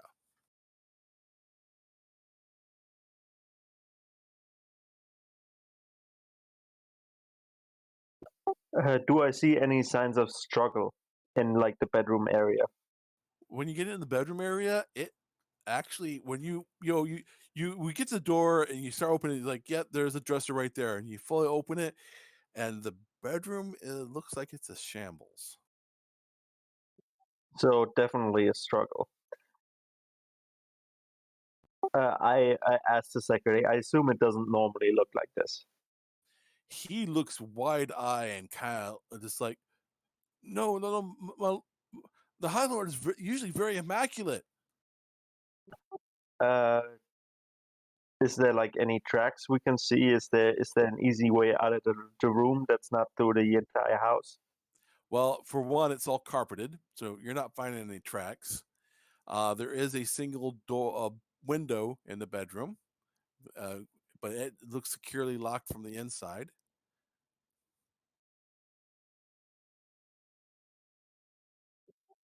Interesting. What are the rest of you doing at this time?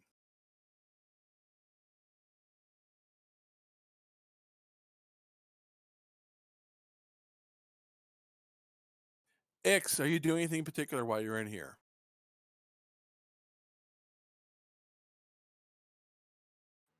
No. Neuro, are you doing anything particular? Nothing offhand except pipe weed smoke that apparently he looks like a pipe weed is smoked in the study room.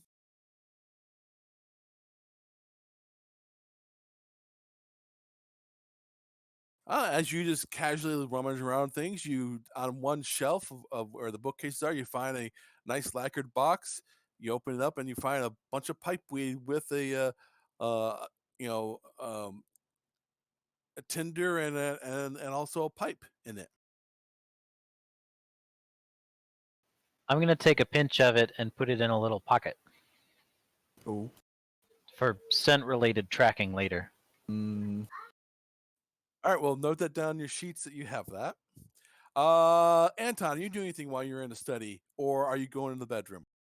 Yeah, I'm gonna go to the bedroom. I'm just listening out for any conversations and making notes of them. Notepad out and a quill. Prim, are you doing anything else besides taking a pinch of tobacco?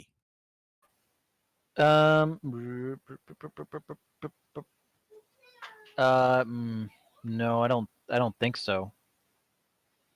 I don't think survival has anything to do with it. It would all be investigation looking around in here.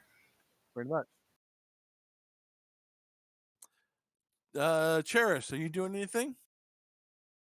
I'm going to follow suit with Anton and try and listen around and take notes.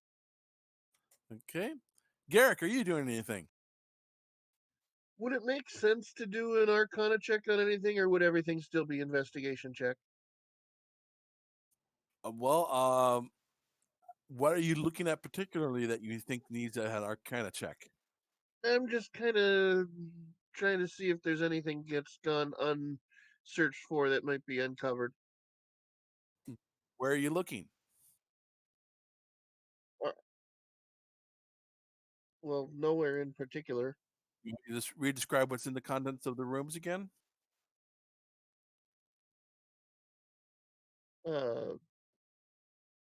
Apparently I missed something. All right, in the study, That's like big red flashing sign. you have a few candelabras for light, as well as a separate little candles here and there. You have a nice big wooden desk with a nice chair sitting behind it. That's the wall opposite from the entryway. A easy chair with a little table next to it. Rest of it, the walls are pretty much either books or odd boxes or even a painting. The bedroom, singular large bed with a dresser, another chair, a wardrobe, and a sink, like a washing sink, and a counter for that. Plus, also more light sources in that room as well. I can think of a few places I might want to look. I'm actually curious. This is going to sound stupid, probably, but I'm curious what's going on at the sink. Okay. Roll what you feel like you need to do at the sink, be it investigation, arcana, whatever you feel like.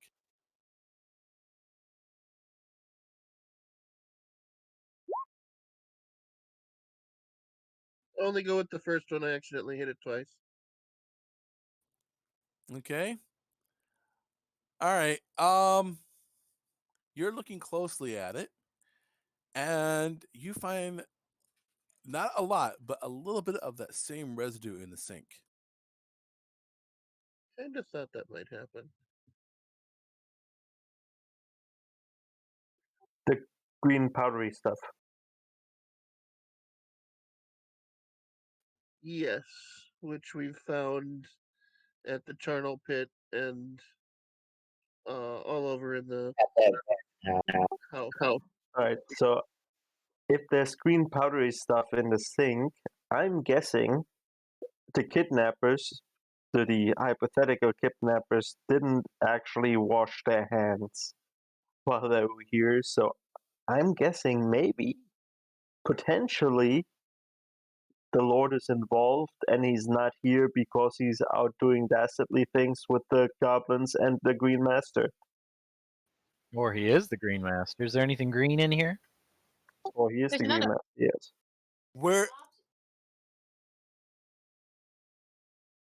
What's the other option?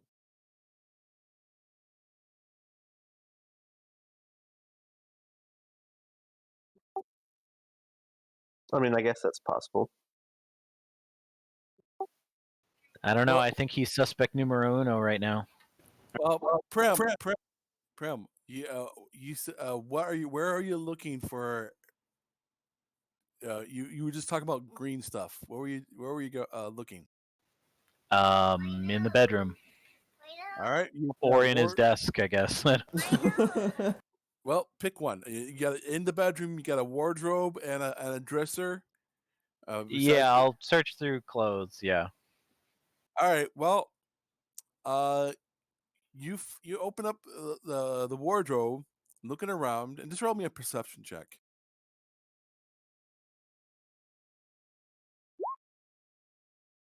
All right. At the bottom of the wardrobe, you find a box, and something looks sticking out of the box. You open it up and you find numerous pairs of green gloves in them. But what also gets your eye is off to the side is a burlap bag, small one. You decide to open that up, and in there are other green gloves, but in various states of decay. Yeah, that's fishy. Are there any pairs of shoes around? Next to the wardrobe, you see extra pairs of dress shoes and also boots, hiking boots. Can I take a look at the boots, like the size and what they look like on the print? Standard human-sized hiking boots. There's some residue of mud on them.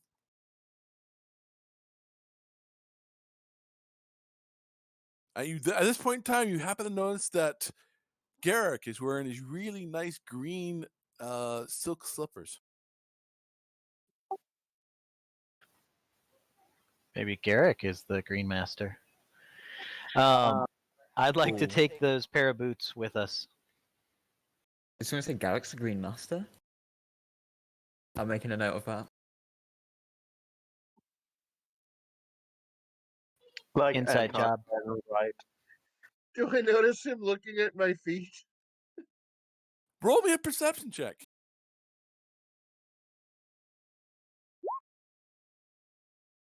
As you keep double clicking stuff, yes, you happen to, out of the corner of your eye, notice Prim look from the wardrobe over at your feet and raise an eyebrow.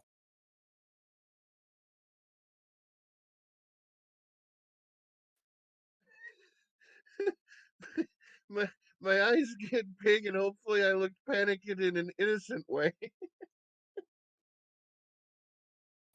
Where'd you get Yeah. those green shoes? I've had these for how long has it been? Quite a while since your Yeah. since your backstory. Yeah, these were given to Huh. me by a friend of mine before I came here. That how well do you know that friend? Given is a very loose term here. Okay, I'm gonna walk over to this situation. Those are awfully green. I ignore They it. look good. And Can I yell in Garrick's face asking if he's the Green Master?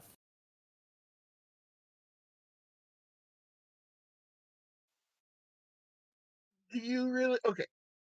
I've been with you since the beginning. You think I'm responsible for arranging this situation? I don't know, you got some bright green shoes. How do you know?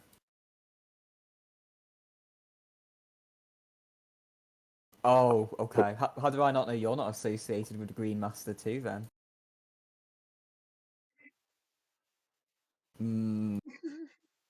I'd Sure, just you like to point out that it's Garrick who found the powder. Is somebody dying in the background? Yeah, that's Karn. Probably laughing that now that we're finally figuring stuff out, we're all infighting and the campaign ends here. This is the. I mean, we're not really figuring stuff out. The breaking of the fellowship. This is Karn delighting in the fact that So, he planted ages ago. so Garrick and is the make it Green Master. Christmas Cool. part now. Alright, I suggest that given the Lord is not actually here and we're fairly certain he was either taken or for some other reason is with the Green Master. Maybe he's a victim, maybe he's also evil, maybe he's I don't know.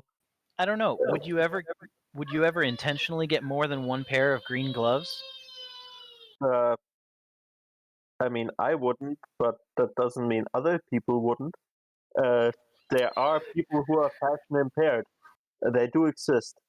Anyway, for some reason he's gone, and we can figure out why he's gone, later. But we know pretty much who he's with, either taken or of his own volition. He's with the Green Master, and we can pretty much guess that the Green Master is in the forest to the south.